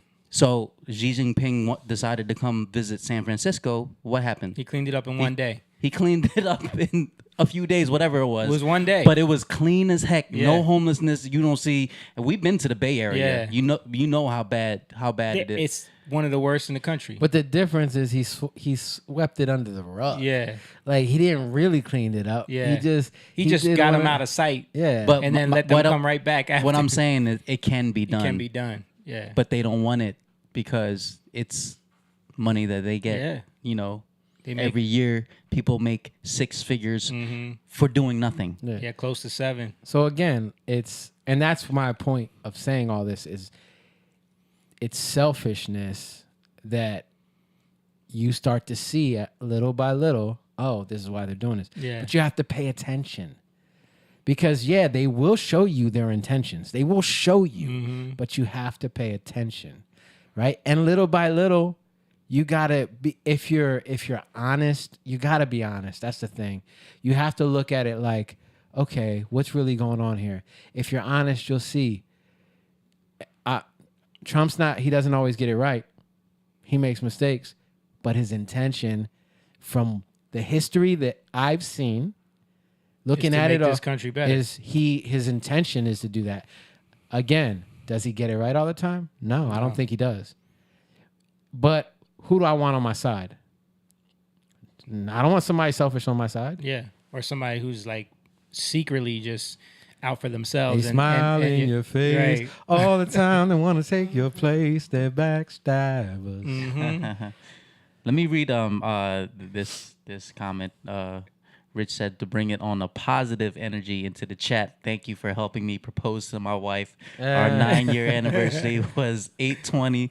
Thank you for making the moment so special and a memory we will never forget. Salute, love y'all boys. We love you, bro. Hey, we love you too, man. It was an honor for us to. Where was that at? The Tin Angel. Yeah, I think. Tin Angel. Yeah. Yep. 9 years. Wow. Yeah. Wow. Congratulations. Congrats, man. Happy anniversary. Yeah, man. And we're happy for y'all. And we appreciate you jumping in and talking Yeah. with us, man. Like, it's always a pleasure when people that we know come in and talk with us on here. Even if we disagree. Yeah, You know. because we can disagree and still be family. Like we don't always agree. Sometimes we get into it on here. Yeah. But it's never got to be what they make it. Right. Like, especially, man, when that Trump first term was rough, boy. Like, people were ready to just cancel you. fight. Yeah. Remember when people were getting beat up? Yeah. Yeah. Shouldn't have voted for Trump. We played those videos early on in the podcast. Yeah. It shouldn't be like that. Let me show this video of another person in DC. This is a little more he's a little less joy and peace. He's a little more street. So there's gonna be language. Just They said FBI, DEA, ICE, it's all that outside in Washington, D.C. I don't even gotta look over my shoulder no more. I'm walking around with this shit. I ain't hiding none of this shit. I'm walking blocks with this motherfucker. Listen, jump out on me if you want.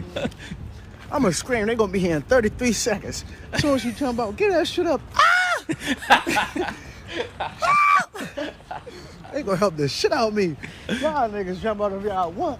Good God almighty, boy. I got some motherfucking help. Some backup. For real, you jump out, I'm gonna blow your ass. Look, they right here. Look. They outside. Look, God almighty. I could just scream. They gonna help me. yeah.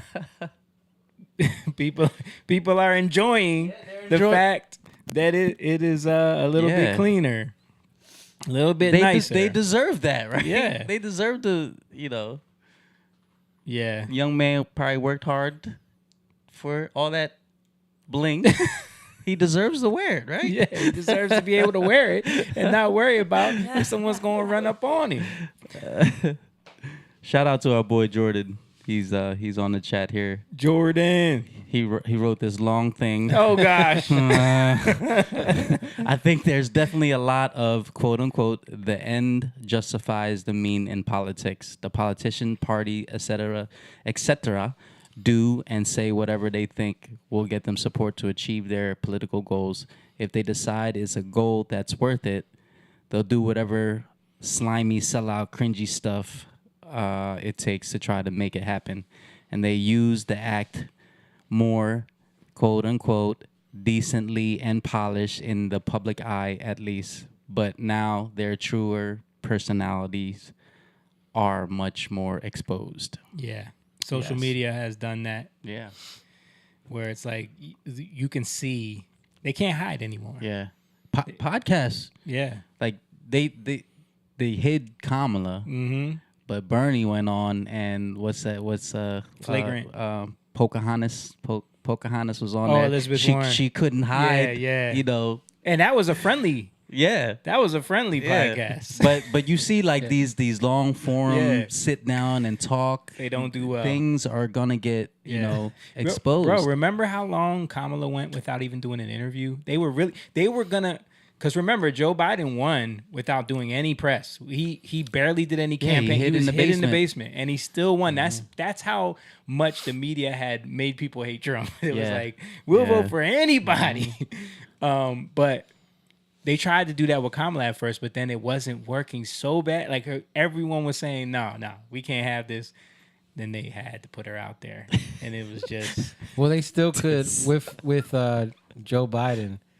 They tried to still use COVID. Yes, that was the Yeah, excuse yeah. for him. A Yeah. lot of it. Yeah. He's old. Right, he's old. He doesn't want to get COVID. Well, you can't use that in 2025. Right. Or Yeah. 2024. 2024, right. All right, let's move on to another topic. This will be quick. I just want to announce this because, the algorithm might help us out a little bit here. So, Travis Kelsey and Taylor Swift got engaged today. gosh. Did you guys hear about this? Don't care. Nobody cares?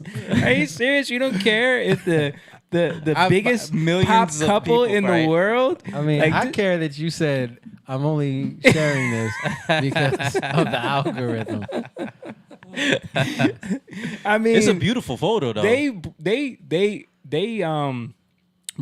they what's it called? Cut away from the cabinet meeting today on the news to make this announcement.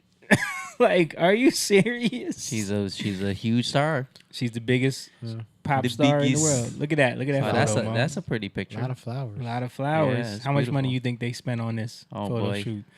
Come on, man. They got it though. It's outside of my pay range. They got Let's it. look at this. What's that ring? Is that a? That's like a It's like a skull. antique. I was gonna say, is that a goat head on there? What is going boy. on? Oh man. You know. So, get ready for another season of Taylor Swift at the Chiefs games all over the screen. Oh, did you get the one thing I sent you? Yes. Okay. I just Yeah, I got it. Yeah. Because that thing was kind of funny, dude. Okay, I didn't watch it, Yeah, What's that's kind kinda of funny. but we can play it. We can play it now. All right. Let me find it. Let me find I it. I was laughing with that. That was a good Babylon B. Oh yeah, Babylon B. Something about Hitler, right? Yeah. Should I speed it up at all? Yeah, you can. You want- Okay, let's go to 1.5. Dang, that's kind of fast. That ain't that fast. Ready? Yeah. Germany, 1933. I'm a time traveler from the year 2025, and I've come here to kill you, Hitler. Oh, not again. I'm never gonna have enough time Yo, she got the full-on liberal outfit. She got the glasses. to finish these paintings with all of these time travelers trying to kill me. Well, I'm going to succeed. Before you pull the trigger, can I just ask why? Why do all of you people want to kill me? Isn't it obvious? I'm a progressive, a liberal, a fighter for social justice. And you are a fascist who implemented a reign of terror. And while the effects of your policies devastated the world for decades, soon we will be able to take back the White House, and we will be able to use the government to force people to follow our great ideas. You want to use government power to force your ideas on the populace. Me too. That's fantastic. What? No, no. Ugh. You and I have nothing in common. What I'm saying is there are people in our time with dangerous ideas, and we need to silence them. Silencing those who disagree with you. I do that too. Oh, wunderbar. Oh, the Nazi movement will not die with me. Don't give me that. I'm enlightened, and you're as bad as, well, it's Hitler.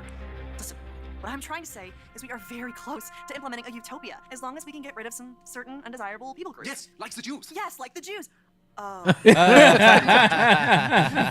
You also do not like the Jews? Well, no, but we don't believe in segregating all the races like you do.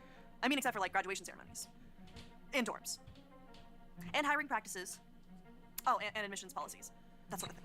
I too am a fan of the segregation. I'm sorry, I have to ask, is this a real firearm or is this some kind of toy for fucking... It's a flare gun. I'm trying not to support America's toxic gun culture. I'm a firm believer in gun control. Gun control! This was one of my ideas too. Ban them from the undesirables. Yes, look here. Oh, and your shirt. This is an organization founded by Margaret Sanger.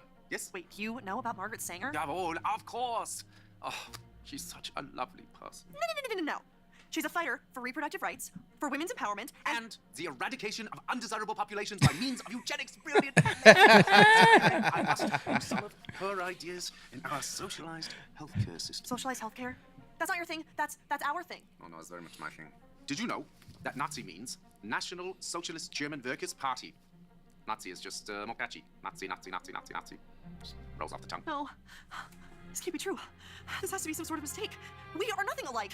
You're Adolf Hitler, evil right-wing fascist dictator, and I'm a feminist restorative justice advocate. And a vegetarian. You're a vegetarian? Me too! I'm so confused right now. I came here with a clear goal in mind to kill the most evil man. Hitler really was a vegetarian. dude, Yeah, I at the know. end. But now that I'm meeting you in person, you're not at all what I thought you were. And he was into like new age mysticism and all of that, just like these I think your lefties. painting is actually really good. What do you call it? I call it Ein Reich ohne Juden. Wow. I don't know what that means. That was actually that was really funny. That was good. That was good. I like what they did. It reminded me of the That weightlifting dude. no, we showed it back in the day. It was the woke versus racist guy. They were best friends. Yeah. Because they shared the same views. Remember? Like it reminded me of that. Yeah, Yeah. that's true. Yeah, that's good. hilarious. Yeah, you think you're fighting one battle and you're calling everyone Hitler, but Yeah. most of your views line up more with Hitler. And that's what like the far right have more in common with the far left than you know. Yeah, it's almost like it's not really a straight line. It's almost like it's a circle, right? And like it just goes the back. further you end up around that circle, you kind of meet. Yeah. You know what I mean? Yeah, and that's what everything is. It's a loop. It's a cycle. And we talked about that at church too, like that whole victim versus what is it? Victim versus victimizer. Yeah. Like it's just a loop. Yeah. And you can't get out of it. Right. Because that's even connected to what we were talking about earlier, racism. Like or think about communism, Cuba, like the stuff that was happening in Cuba, stuff was happening in South America. There were tyrants. There were people who were taking advantage of people, but then these people raise up, revolution, right? And then they just do the same thing. Yeah. Just in a different way. Yep. Let me show.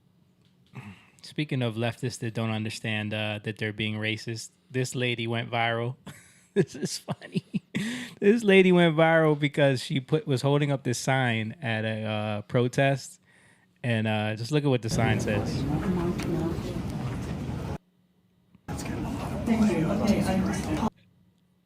He said it's getting because it was all over on the news stations. Like, What does it say? And he said he's letting her know, like, hey, this is all over TV right now. It says, hey, hold on, let me try to make it bigger because I can't even read it.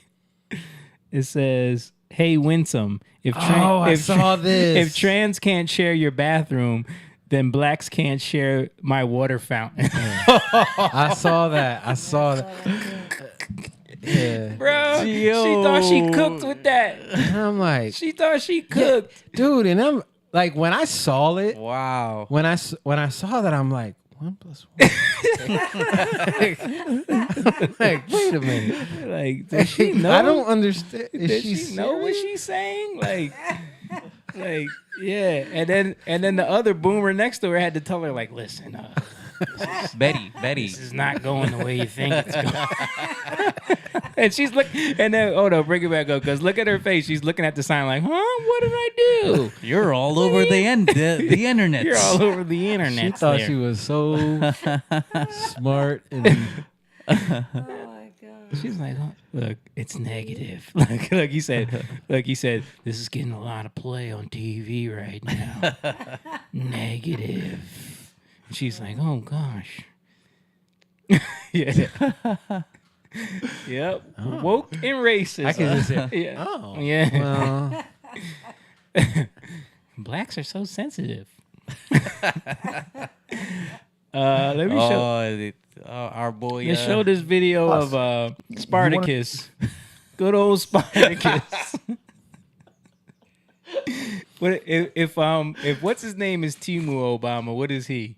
I don't know. Dollar Tree Obama? I don't know. But I don't know. Listen to The him. other dude actually kind of looked a little bit like Obama. Yeah. He looked like his cousin or something. But listen to what he says about Jesus right here. This is the left for you. This is why men don't identify with Democrats. This is why they're losing people. Let's play this. You want to know where Jesus would be today? He'd be with the gay kids that are being demonized. He would be with the trans kid who is being vilified. Look around who society condemns. He'd be in prisons with the condemned. That's where I think Jesus would stand and would be calling on all of us. Cast the first stone. We're calling all of us. Show me your mercy and your love. You want to... I mean, would he be talking to him? Yeah. Yeah. Of course. Standing with them? I don't know about that. Right. Standing for them? Because like, even the analogy that he's using there, after he got done telling them cast the stone, they all dropped their stones and walked away. What did he tell her? where are you? Sin no more. He told her to sin no more. After he said Yeah. that. Right. Well, that's what I mean. Like, that's what he left her with. Like, Yeah. it wasn't that... Don't stay in your sin. It wasn't that you've done nothing wrong and I love you anyway because I'm Jesus, the saying- all-loving. The thing was, he said, I don't condemn you. Right. And that's that kind, like it's not just a condemn her to death, Right. 'cause she was going to die, Right. Yeah. and that's the point. Right. It's about he's giving her. Giving her an opportunity to go and sin no more. Forgiveness, so she can sin no more, not stay. Yeah, You know, doing what you do. But that's why, like somebody like him, like man, love him. I would love to talk to him, have a conversation. He's in New Jersey. He ain't gonna talk He to ain't you, gonna though, talk bro. to- He ain't talking to you. Come on, man. But- Come on, Corey. But again, He might talk to you. He He's might on speak his to you in soapbox. Spanish though, in Espanol though. He's trying to make a name for himself. He's on right his now. soapbox. He wants to try to rerun for president again in 2028. He's hoping he can make a name for himself. Why? That's why he did that whole, longest Blow up. speech ever, filibustered for nothing because there was nothing being filibustered. He just did it as a publicity stunt. That's what they do. Yeah. You know, Mandani. That's he was trying to bench press 115. Yeah. So we got it's getting late, but I had so much stuff to get to, man. Jordan said, "Yo, that sign. What in the world? that was bad. What was she thinking?" Sure, I don't know, man. She thought she cooked. She's like, I got him. That's like, I think that's the funniest part is like just thinking about when she thought she wrote it like, Yeah. This will get him. Yeah. This might go viral. You was right for the wrong reasons. But so I got a couple stories. We can go to Cracker Barrel being woke, losing stock money, and have you guys heard about this? yeah, they try to change They up always changing some logos, man. not Yeah. just the logo, the whole look of The Cracker whole Barrel. idea. Let's just hit it real quick. So pull this up, Mom, real quick.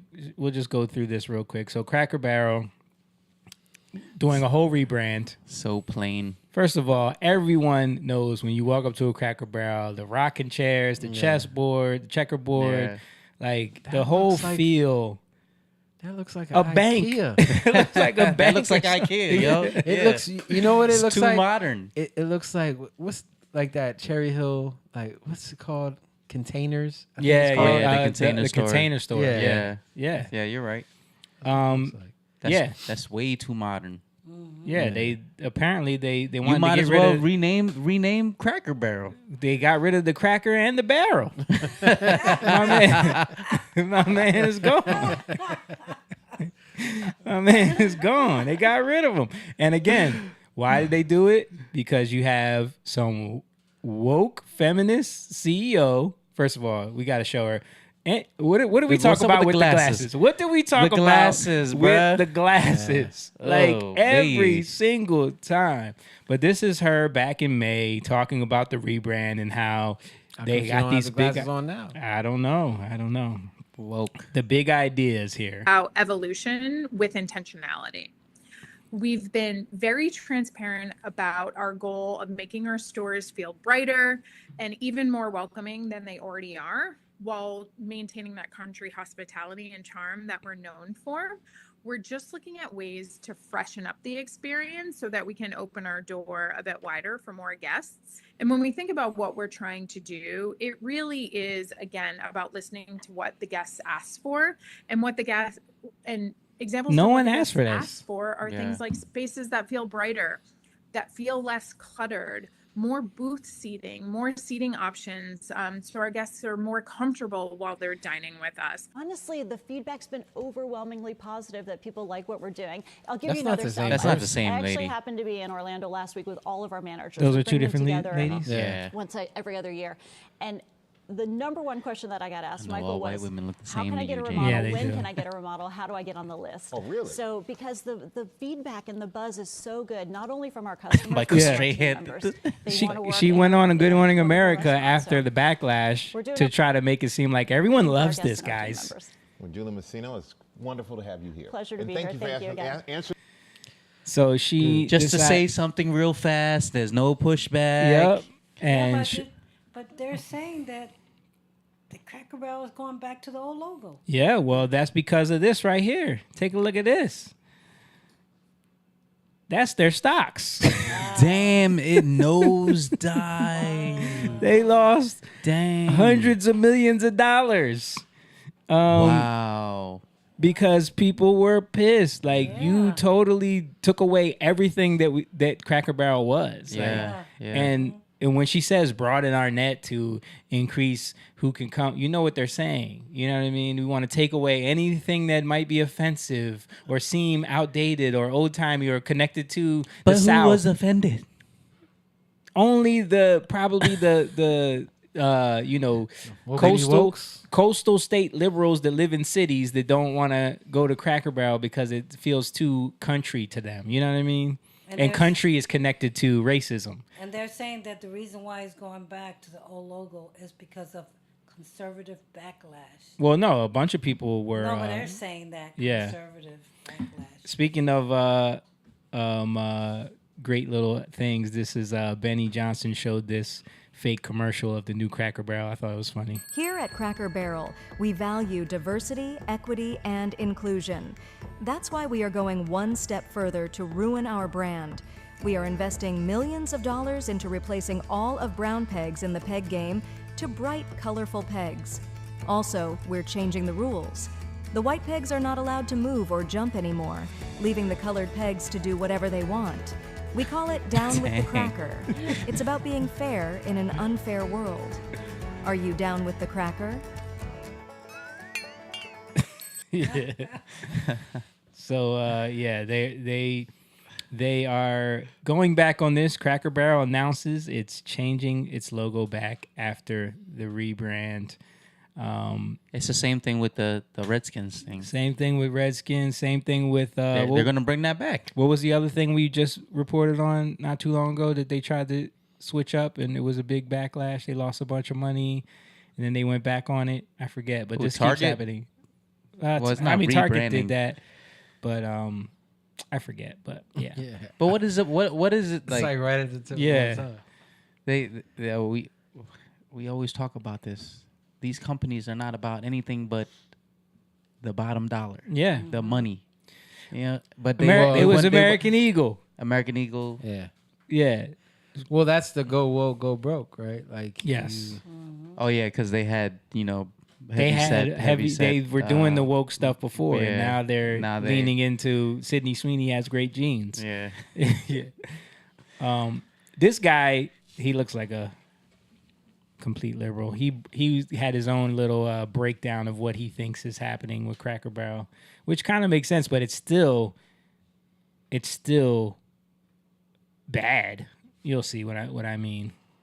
Because of the stock market. Oh. So this, by the way, is all because of Wall Street. This is all because of the stock market, because of investors, private equity, and the demand to get more value to shareholders. This has nothing to do with wokeness or DEI, you stupid sleeping babies, okay? Let me explain this to you. McDonald's, the way McDonald's is structured is McDonald's owns the land underneath this building. They own the land. They're the biggest landholders in the United States when it comes to commercial properties. The franchisees then rent the building on top of them. You know what happens? Sometimes McDonald's go out of business. When McDonald's goes out of business, they want to put a different business in there and they want to sell the land underneath it. Well, guess what? When you have a building that can only be a McDonald's or can only be a Pizza Hut or can only be a Cracker Barrel or only be a Taco Bell, guess what? It's harder to sell those businesses. So every business has slowly been turning into a gray or beige box because you know what happens when you put a vape store inside of an old Pizza Hut? We all call it, the vape store inside of the old Pizza Hut.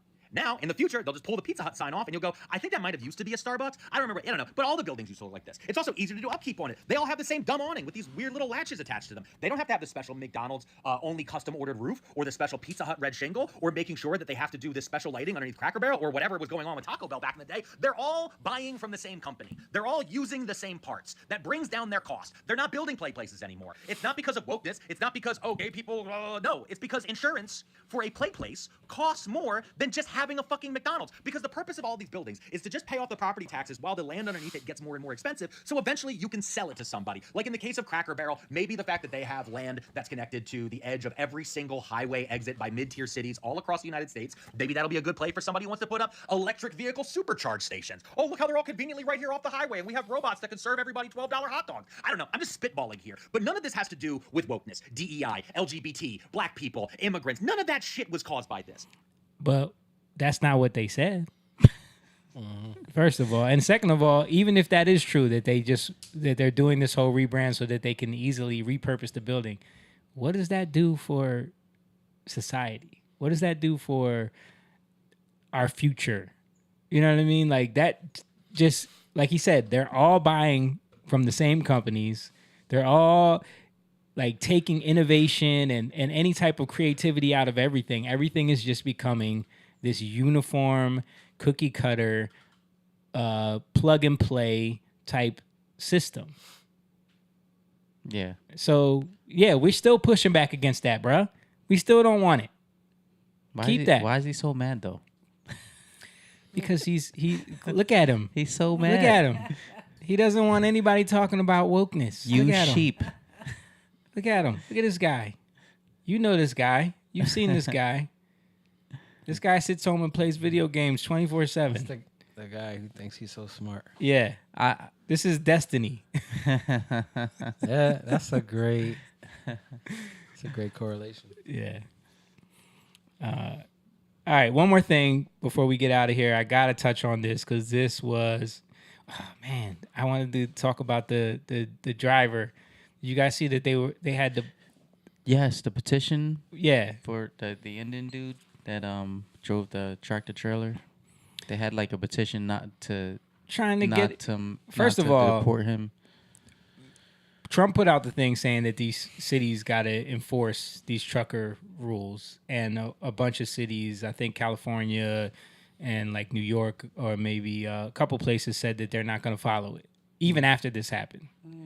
So now the feds, I got this news story here saying the feds tell states to enforce trucker English rules or lose millions of dollars in funding. Yeah, California, New Mexico, and Washington are saying that they're not going to follow this, even after this, because what we found out is that after this dude got arrested, they made him take the test, and he failed basic sign recognition, basic driving rules tests. Like, he couldn't understand English or speak English at all, you know, which is crazy. So now, 2.5 million people signed a petition in support of illegal migrant Harinder Singh, who killed 3 people in a crash. Supporters are urging Florida officials to grant him clemency. But the funny thing is about all the people that signed this petition, on the page for the petition, they were pointing out all of the videos that are linked to it and how they're literally all.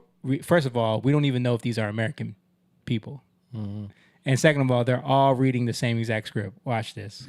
Hello, myself Kulvinder Kaur, and I'm in support of Harjinder Singh. I know it was an accident. He made a terrible mistake, not a deliberate choice to harm anyone. He was working hard to support his family, like so many of us, and one wrong decision changed everything.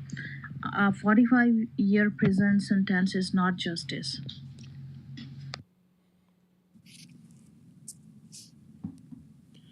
It was an accident. He made a terrible mistake, not a deliberate choice to harm anyone.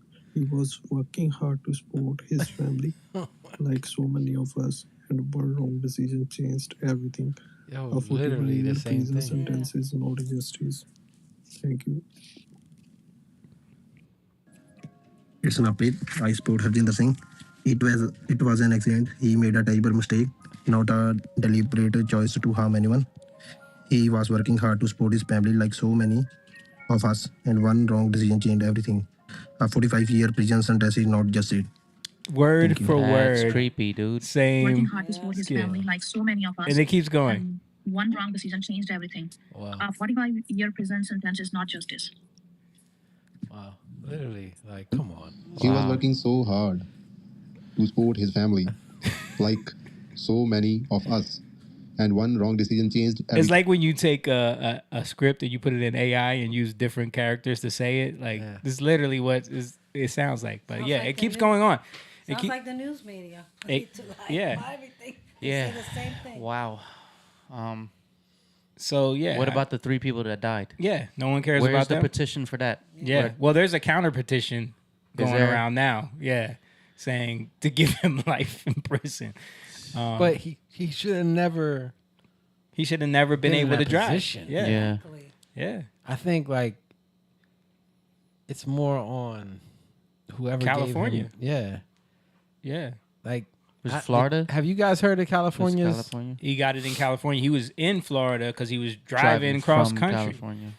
Have you guys heard of the California law? I don't remember what it's called, but where you basically got to flee your house, like. Oh yeah. What when if you're being robbed? Yeah. And then if you New Jersey's getting bad too. Yeah, New Jersey is well, pretty much along those lines. Yeah. Like if you shoot someone, it has to be a certain specific circumstance. Yeah. I don't know why people get conceal and carry. Yeah, you can't use it. You're gonna get in trouble if you use it. Well, that's the counter to it, right?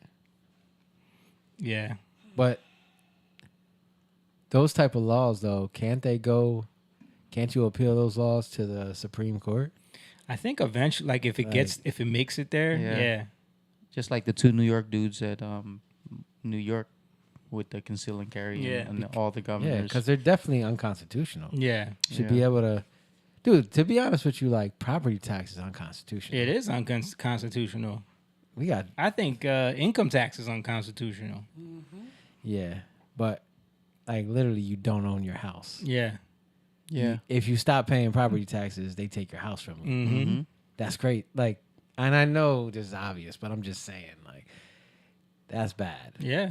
That we just accepted this. Like, oh, you just got to pay your taxes. We've been lulled into it over years. Especially because my taxes went up, like, almost $1,000. Mine, too. Yeah. Mine went up. Mine went up, too, but not that much. Yeah.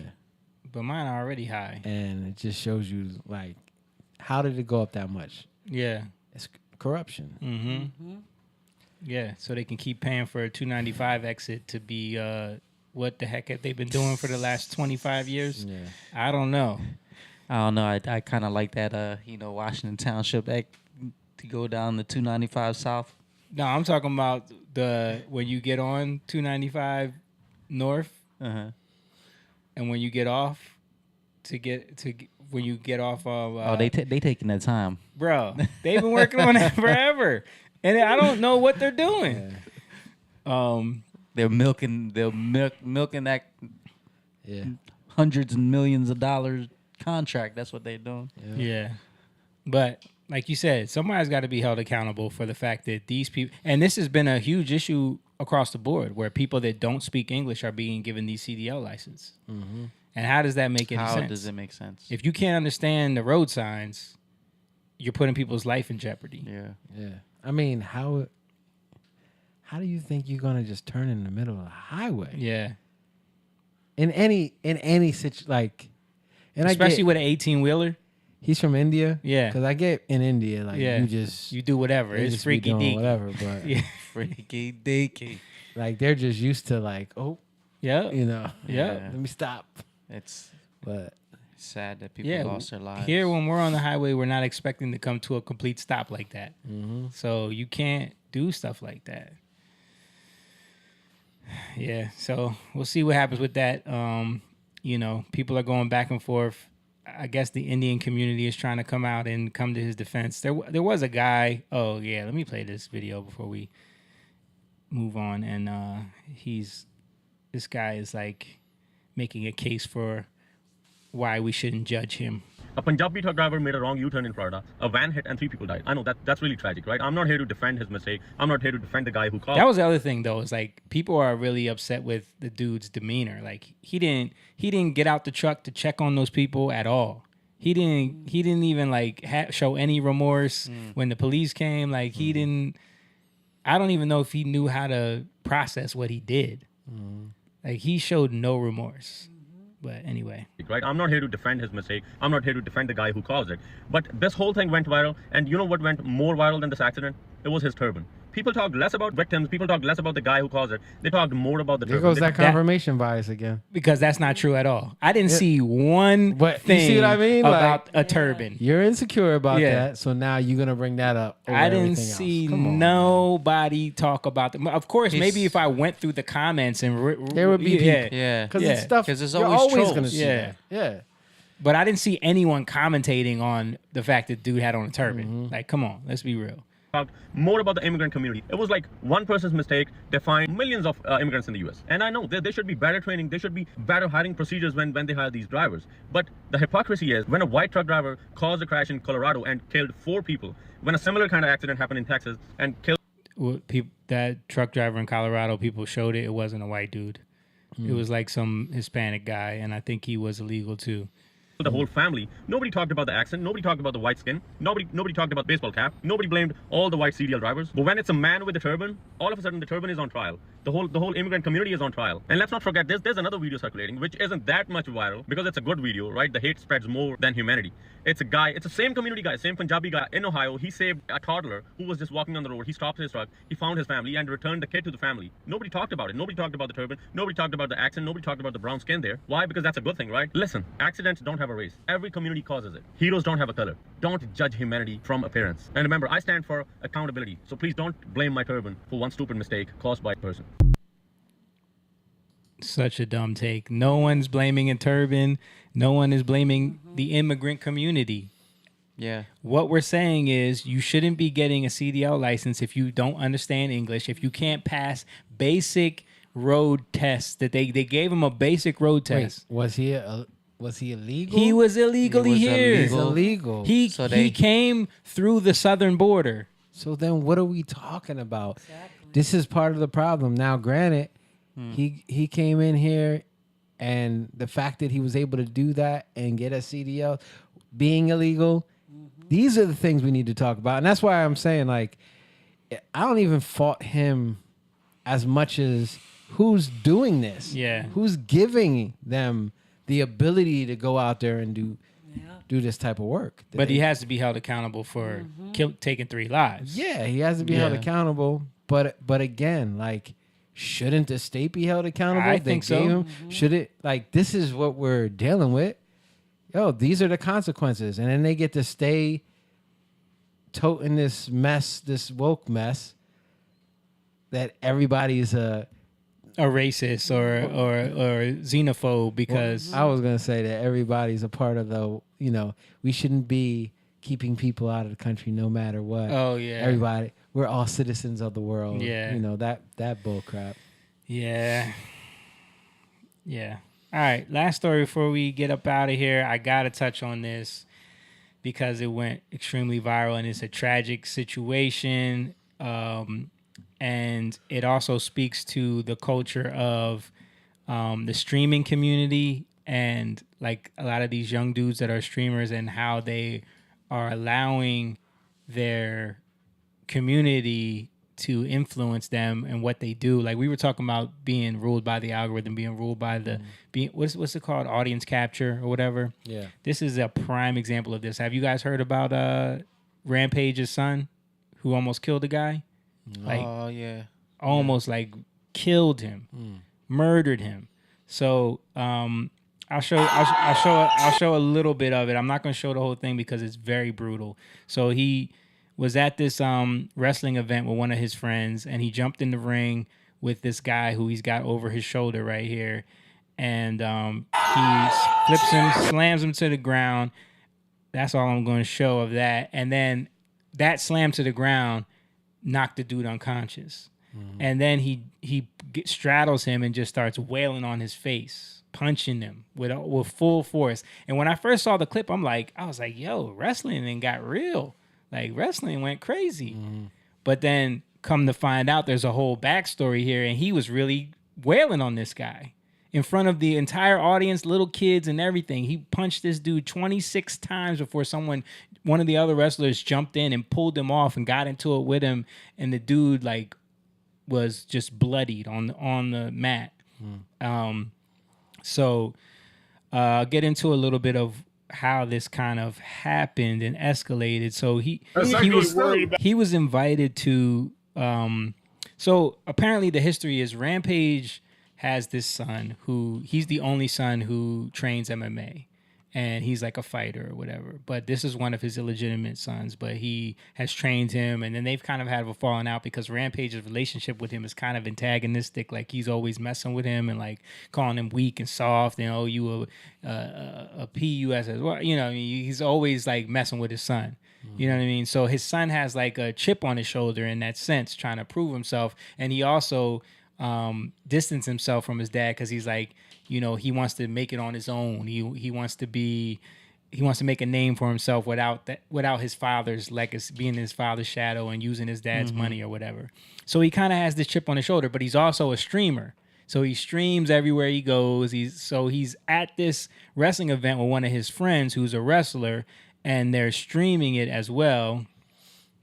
And so he's backstage meeting like some of the wrestlers. I'm gonna try to play it. And this is what kind of sparked a lot of it. Worried about Psycho Stu. Psycho Stu.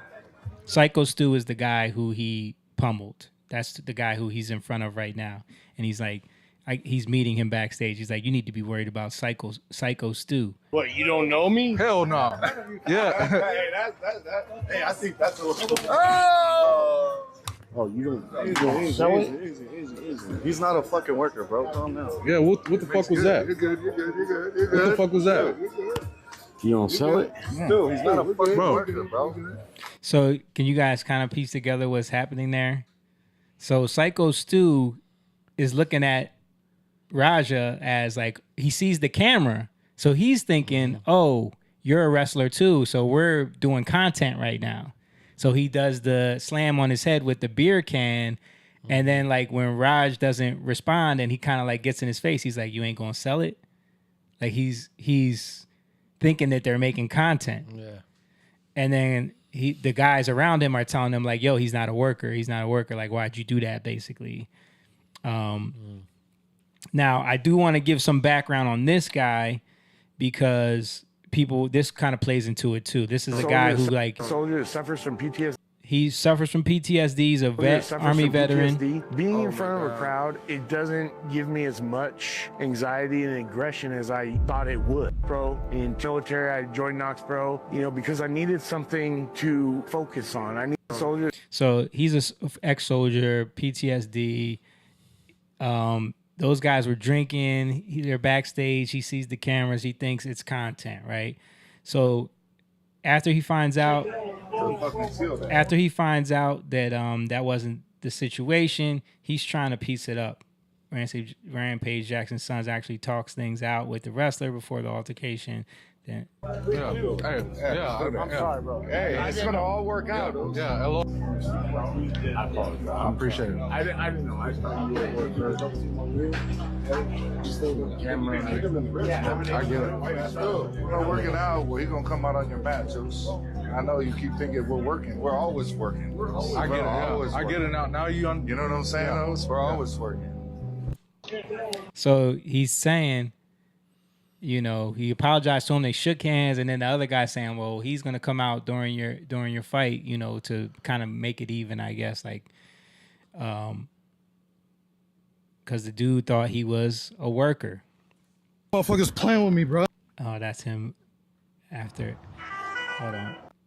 hold on. I want to go through this because I want you guys to see like the progression here. So then, during the event, he's still sitting there mad about it. He pieced it up with the guy already. But now he's on stream, and his chat saw all of this because the camera angles that you're seeing, that's his live stream. Mm-hmm. So the chat's seeing all this, and they're antagonizing him now. So check this out. It didn't even hurt. It just pissed me off. That shit pissed me off. And I'm going to have to get him back. They said I can go in the ring and get it that. I don't even know what I'm going to do to him. Bro, my dad can't do shit. I'm going to fake crash out. All right, bet.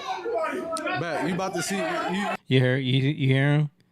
He said, oh, I'm a fake crash out. Bet. You going to see. You about to see how fake of a crash out I am. Heard what he said? Someone said to him, you're a fake crash out. He said, I'm a fake crash out. Bet. Again, you're going to see the escalation. It's always been my dream to fuck up a pro wrestler for real. So I get it today. Am I really gonna fight him? Yeah, I'm gonna punch his ass for real. I don't believe in me getting disrespected too. I'm too nice. Bet. That shit was not staged. I'm telling you that right now. How many subs to knock him out? That's a good question. 50 subs to knock him out.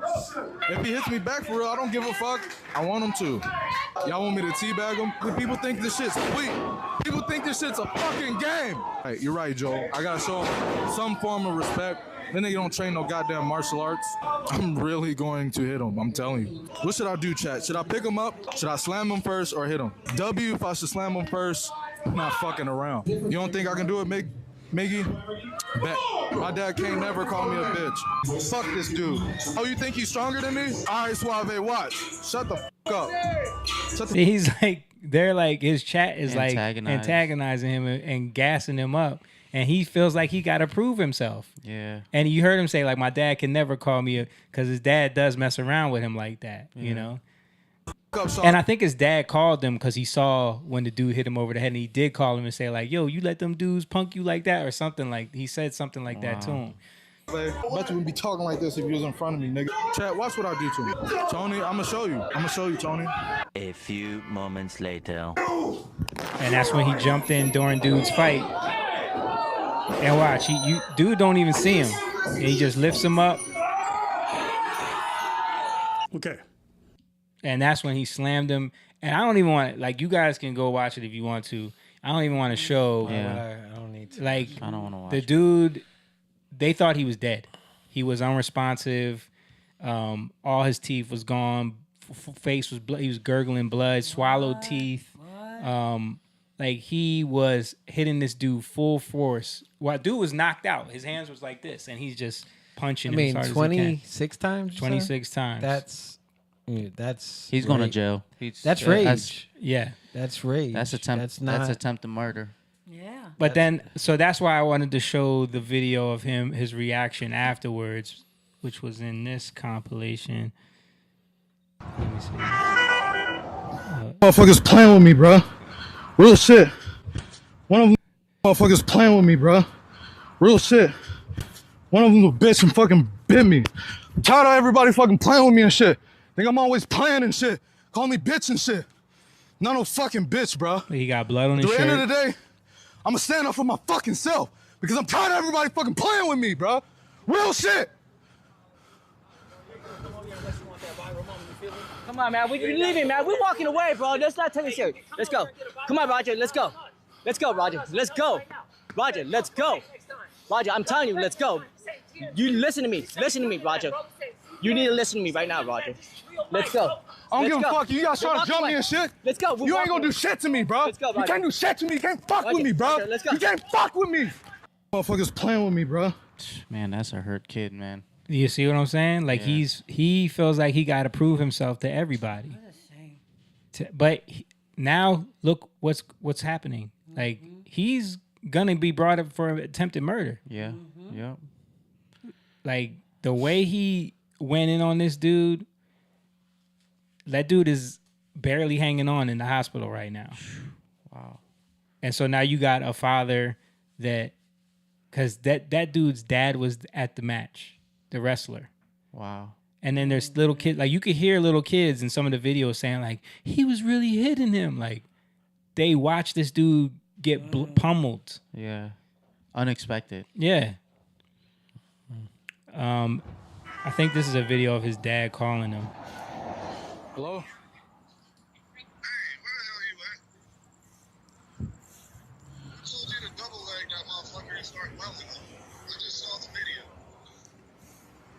Shit pissed me off though, Andre. Oh no, that's not his dad. I understand that, but now they can't wake the nigga up. He's fucking in the ring, fucking flatline, bro. That's afterwards. My bad. Yeah. I have to do all that shit. I understand y'all had heat. You didn't have to fucking take it there. Alright, I'll call you back later. Yeah, he said dudes in the ring, they can't wake him up. You know. You ain't have to do all that. He said, my bad. Yeah. So, and this is the guy that actually jumped in to stop it. This is the guy here. He's talking about it with some people afterwards. You can see he's got a bandage on his eye because he tried to fight. He tried to break it up, and Rajay tried to fight him too. When we're in the ring and I'm breaking it up and he shoots a fucking double leg on me, by the way, work a better fucking double leg, you fucking prick. And then I'm telling you to fucking calm down. I'm not even fucking fighting. I'm not even being fucking hostile. Then you're trying to fucking work and get lower, do this, change positions, and I'm over here having to swim with you, all this other shit. And then you fucking punch me in the fucking eye. After we're breaking it up, you fucking loser. That's why you got fucking headbutt, and that's why I fucking punch you, and you're fucking lucky I was tired from the match before this. What kind of fucking person are you? You fucking low-life fucking clown. You want fucking clout, so you beat up a guy that's fucking half unconscious. You punch a guy that's trying to break up a fight and not even trying to fight you. I wasn't even trying to fucking hurt you. The fuck is wrong with you? So, do you think he wanted to continue beating up Stu? I think he would have killed him. If you didn't stop it, right? I promise you he would have killed him. He wasn't going to stop. If he would have got the best of me. Dude, if you watch the video, dude had to jump in and rip him off. The same thing to me that he did to Stu. Clearly, you watched the stream when he's walking away. I'm tired of people fucking with me. I don't care how many times you've been fingered in your life, bro. I don't give a fuck. If you got a fucking problem with the fucking world and the people around you, change your fucking people around you. Change it up a little bit. Go to therapy. Get some fucking help. Don't take it out on everybody else. And then you want to train by one of the best fighters to ever fucking live, your fucking father. Use his fucking clout. Use his fucking knowledge. And then you want to hurt people that don't fucking train like that? You're a fucking bully. You're a bitch. Fuck you. Fuck everybody. Yeah. It was and him and a bunch of other guys in that organization were meeting and talking about how like they felt like, because now that wrestling organization is trying to have the wrestlers not cooperate with the police because they're looking at it like, oh, this is the most viral we've ever went. So now they're looking at it as an opportunity. You know, it's so messed up. Like the culture of streaming and entertainment, it just like, and you see this with the streaming culture, that they're always trying to up the ante for their chat. They're always trying to give them something more. Like you see these streamers that go around doing pranks. You see these streamers, like I saw a dude get shot because he was doing pranks. Yeah. That's unfortunate, bro. Like you see the pain. He was like enraged. Yeah. Even after he got out the ring and was walking, he's just a hurt kid, man. He's just sad. And that's part of the problem when a father kind of treats you like a friend. Yeah.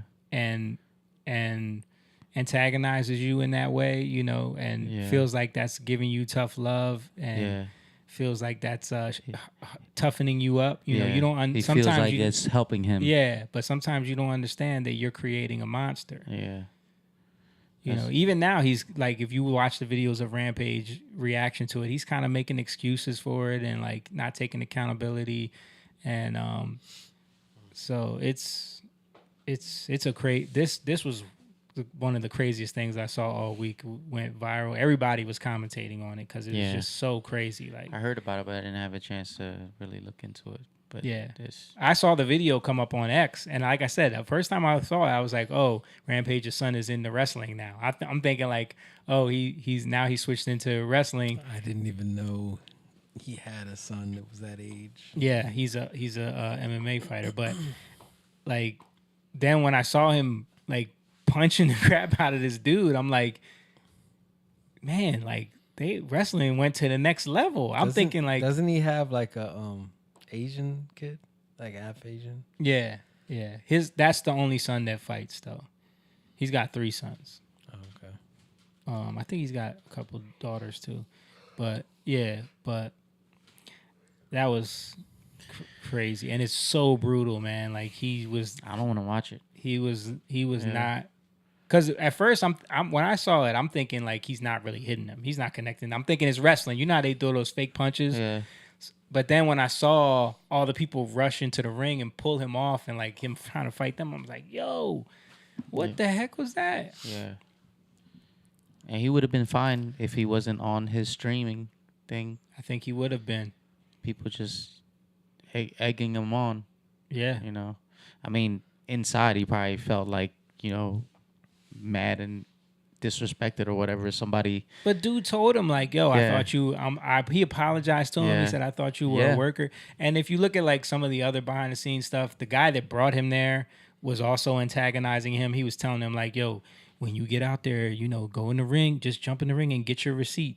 You know, I guess in the wrestling world, when they say get your receipt, it means like, you know, take a cheap shot to, you know, in the ring to draw blood or whatever to get your receipt. You know, like they do that sometimes in that world where they'll go a little extra hard just to let you know like you crossed the line. You know, So his friend was telling him to do that, and a lot of other people were saying, like, you know, get in there and really, you know, take a cheap shot on him, you know. Yeah. But he just went too far.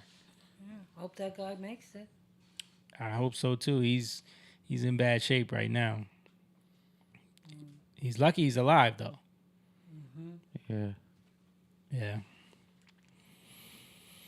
But yeah, that culture of streaming, all that stuff, man, it can take a dark turn when you're just captured by what your audience is gonna entice you to do. Anyway, all right, let's wrap it up there, guys. Thank you guys for watching. We appreciate everybody who's been chiming in today. We appreciate everybody in the chat. Make sure you guys hit the like button, share this video with your friends on your way out. Don't forget to go on over to our Patreon and become a member over there if you want to support what we do and sign up. The link is in the description. And yeah, we also got a show coming up. If you guys want to come see us live, November 1st at City Winery in Philadelphia, come check us out. We're going to be doing a nice show over there. New music and some old classics and some new stuff that we haven't done in a long time. So it's going to be a fun night. They got good food, good drinks, and it's a chill vibe. So we appreciate y'all. Make sure you guys, again, hit the like button, and we'll see everybody next week. Peace. Young lion, go live, yeah. Young lion, you